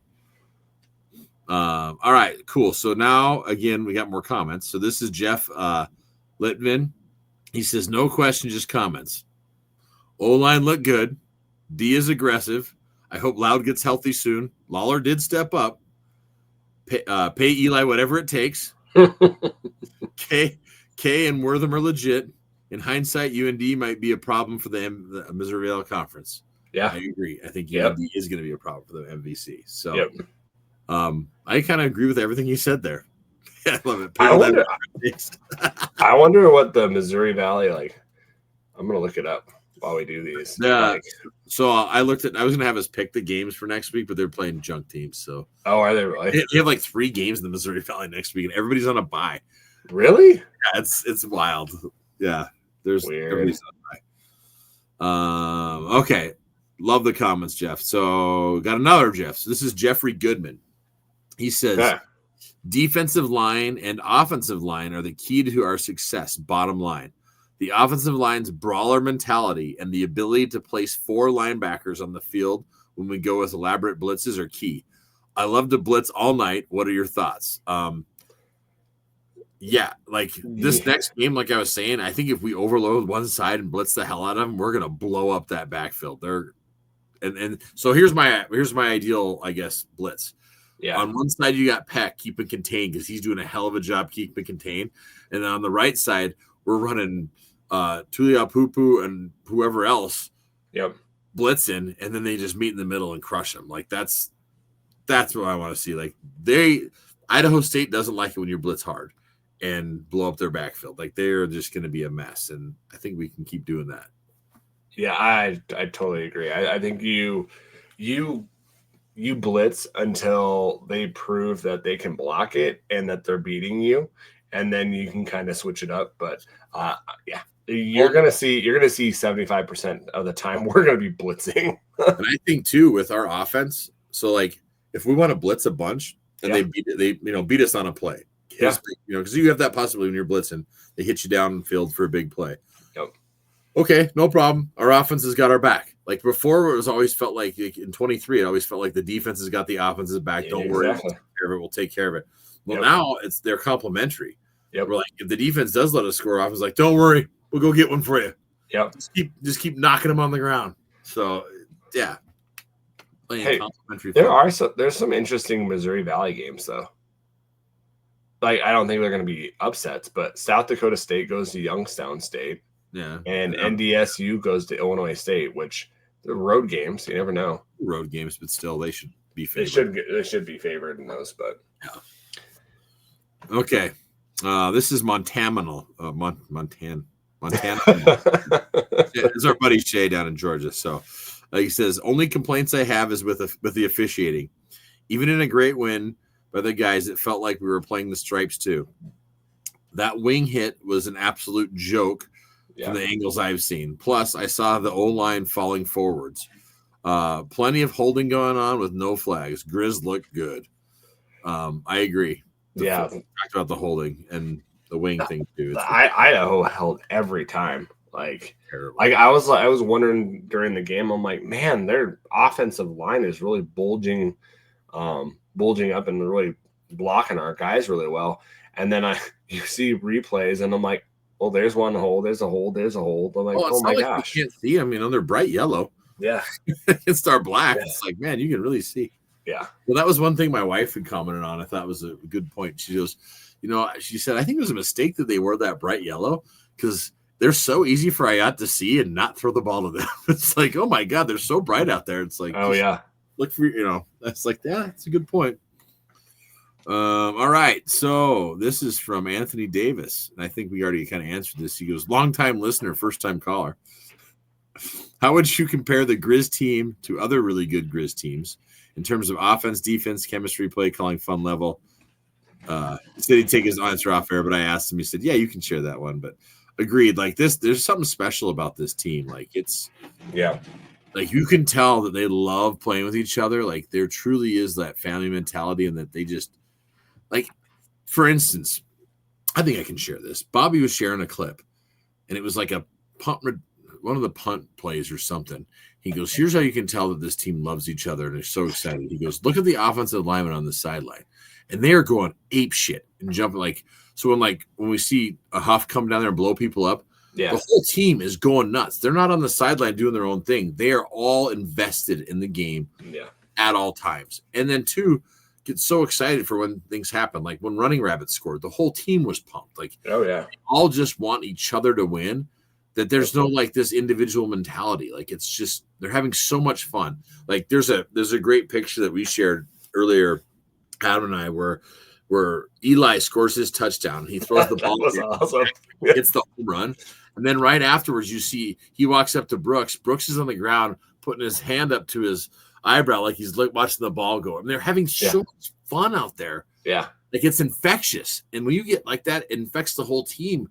And that's where you can get rolling. This chemistry is just awesome between these guys. My wife saw that and she's like, "Oh, they're gonna get a flag." I'm like, "No, they won't. Not for like not unless it's derogatory." Like, there's no crotch chopping or anything like that. So like, that was an awesome one. I love that one. I was like, that was way cool. It was so fun. All right. Well, we got lots of questions, man. Twitter was blowing up on us. Bridger Lord, he says, was this game what Bobby Ball has been trying to do the entire time he's been back?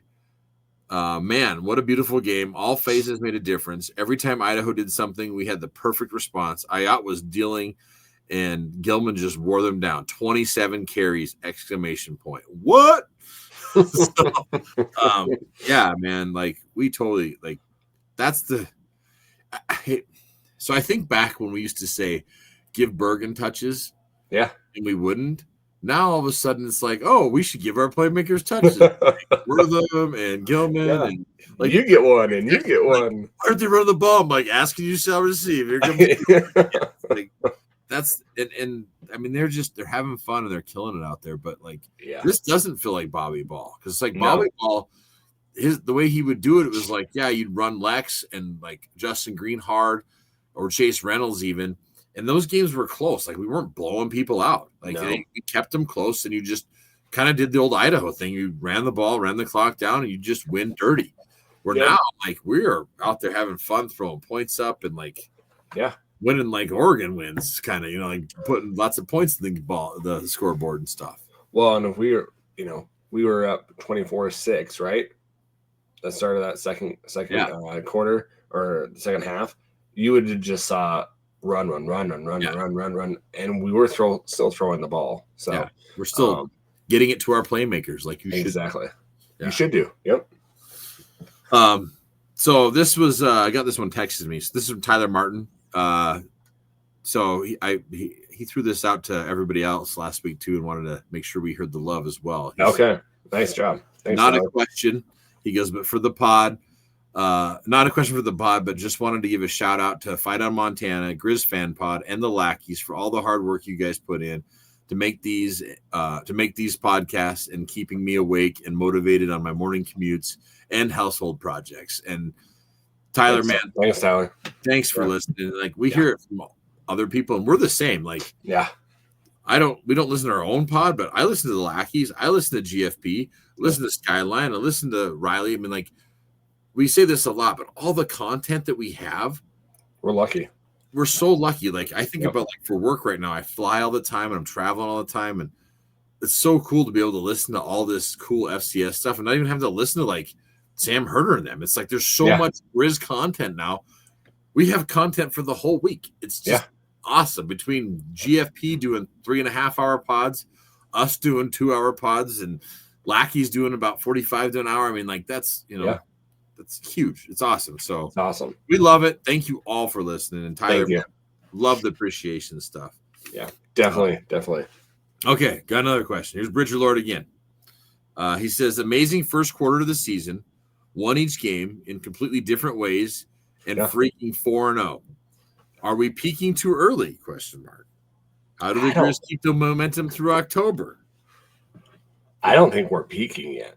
No, I think glorious for not peaking early. No, I think the defense hasn't even seen a glimpse of what they could be. I think, with development with Ayat keep on happening. Like, that's all. Like, and you look at the wide receivers with being young too, they're developing too. So, were them being new to the team in the system, that's gonna. I would be shocked if it were peaking now. I don't think so at all. Because Hawk's number one thing is we your best ball's in November. Yeah. So and you keep progressing. Yep. It's just gonna and the defense, to your point, Adam, this is just the beginning. It's just the start. It's just gonna keep getting better. And I didn't read the bottom half of his thing because so he asked the new question. He goes, because the freaking sky is the limit for these guys. So he also agrees with us. I just wanted to get the questions out first before I brought that up, because that's awesome. I agree, the sky is the limit. Like, it's so good. Okay. Next one is from Jay Hansen at Jay Hansen 406. He says, great win. Stadium was absolutely rocking. Okay, say the Griz win out or perhaps drop one and the neighbors do the same. Who will be favored in the brawl? Us.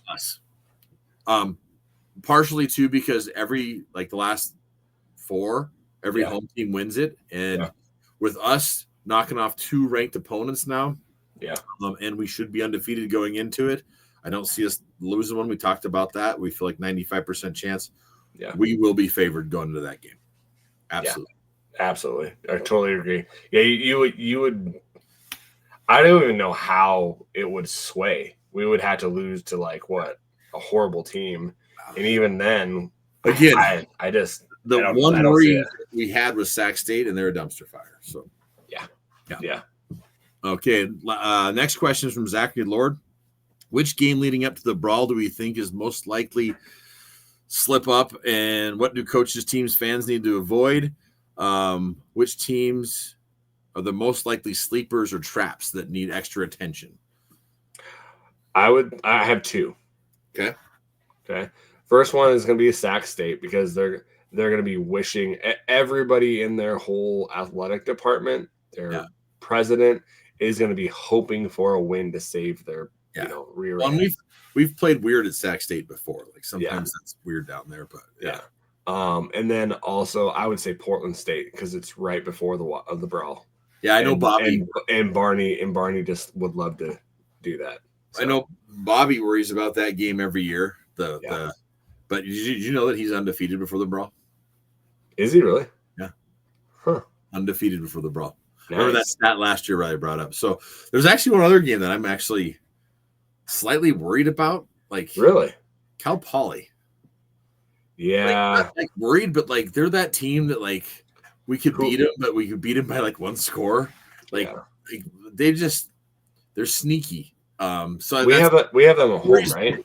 What's that? We have them at home. We do have them at home, and the only thing that worries about Cal Poly, I would be more worried if we had to play in Cal Poly. Yeah, we always suck at playing Cal Poly. It's Cal Poly. It used to be because of the triple option, but it's so many things where you might overlook them. Yeah, and then you're like, oh crap, we're all sudden in a dogfight, and we got to pull this one off. So what I'd prefer is just us to go down and blow everybody out. Like that's like I've always said that as a Griz fan. Like people are like, oh, don't you like close games? No. I don't. I want us to beat everybody 50-0. Yep. That would be my most favorite season ever. That we just won every game 50-0, and that was on. That's it. That would be just the greatest. I love that too. But yeah, it'll be interesting week to week. There's still some unknowns, but your point, the Sac State thing still is going to be a weird game because they're going to. Yeah. The thing that worries me about them is they could be real cheap too. Oh yeah, well, there's gonna be so many things that they do. The president's gonna be out there flabbering his yapper all the time. Like I'm curious, GFP gets him on because they said they were gonna like he agreed to it. So we'll see if that'd be an interesting listen because it would definitely be interesting. Yeah. Here I'm checking one last time because I got more notifications to see if we got any more here. Just got a lot of people like and play the fight song. I love that. I do have one more thing here. I didn't tell you about. So, okay. I'm still working on the whole November 15th. The Lady Griz are playing the Jacks in Rapid City. Yep. I have 3 tickets for the front row next to the Lady Griz. Nice. And then we're working with the GSA to do a party. But here's the deal. I am not going to that game. So really? I'm going to give those 3 tickets away free to somebody. Oh. So here's the reason. My daughter made the play. It's a Christmas Carol. So Leighlou, my daughter, made that play. She's got a part in it and stuff, a lot of parts. And that's the weekend that they're doing that play. So they have a performance on Thursday night, Friday night, and then on Saturday they have a 2:00 performance and a 7:00 performance, and it's her senior year, and I am not going to miss that. So I have 3 tickets that I will give away to a fan of the pod who wants to come to Rapid City and see it. So like if you're in Denver or Billings or if you're right here in Rapid and you want to go see it, I got 3 tickets free of charge. So just let me know, message me or whatever, and I will give them to you. And here's the only thing is it has to be a Griz fan. I am not giving those tickets to a Jack fan. So need a Griz fan that wants to sit front row. Because I've got Jack fans that are friends of ours that are like, you're not going now? I'm like, no, but I'm going to find other Griz fans to represent for us at that game. So that's awesome. I'll throw it out this week. If I don't hear anything, I'll just keep throwing it out as we get closer and closer, but it's not till November. So just one of those out there too. So we'll find some. That's awesome. Yeah. But that was it for questions, man. Nice. Awesome. And love all the Twitter, and just back and forth during the game. So awesome. It was fun this week. Yeah. Seeing everybody. I love everybody putting their colors up, even if it's not a flag, just showing what you're wearing and stuff, and where you're rooting from. Like London, that's so cool. I love hearing it. And Adam, you get to see the downloads, and you're always telling me how we have overseas downloads and all. Oh yeah, overseas we would get London, Germany. It's nuts. I always imagine that's some of our troops over there that are Griz fans. I would think so. Some bases or something like that are Griz fans. But yeah, it's crazy. I can't imagine. We say this all the time. We really mean it. We're so thankful for you guys wanting to listen to us, and then also just getting a hold of us, because I love that aspect of it, and I know you, Luke, and I know Luke, you do as well. We just love interacting with other Griz fans. If we could be at the game, every week we would. But but we love interacting with you guys on Twitter or on anywhere. Message us if you guys want to. We'll get back to you. But yeah, definitely get a hold of us. Also, rate, review, and subscribe. That helps us out. I haven't checked, but I think we're at like 53 or something like that reviews on Apple. So definitely give us those reviews. And the nice thing, I think, with all the different pods we have is you do have a pod that's in Missoula that's right there. But Adam and I show you, like, you don't have to live in Missoula to get the same stuff and see all this stuff and be connected still. Like, that's the great thing is, like, years ago, unless you were there, you couldn't be connected. And Griz Nation's reach is huge. And now you can be connected through the podcasts and all the stuff online. And it's a great time to be a Griz fan. Like, if you're, it's just so much fun. Well, and we had a new review. It says, Lone Griz, fantastic pod. Listen every week on the way to the game. So thank you for leaving that for us. But yeah, we'll love to hear from you guys. Can't wait for this next week. It's going to be a road game, so everybody gets to kind of do their time. So yeah, everybody gets to do some of the yard work or go hit some balls or do that. So I'm actually going to the Nebraska-Michigan State game for work.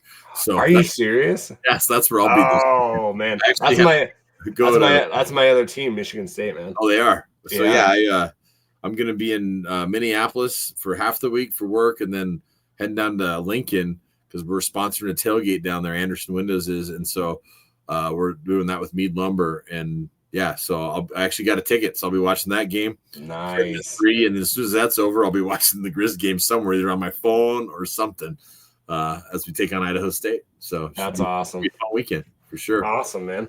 Well, you'll have to tell me how that Michigan State game is. Hopefully, it's well. All right, guys. I don't have a dog in the hunt in that one, so I'm like, hey, whatever. Like, I'm not. Or the people around me are gonna be freaking out because they're all Husker fans and stuff. Yeah. Just like, I just want to watch good football. Exactly. Exactly. Well, like we said, guys, hit us up on Instagram, wherever you get us. Hit us up there for questions or comments or anything like that. But until next time, go Griz. Heck yeah, go Griz.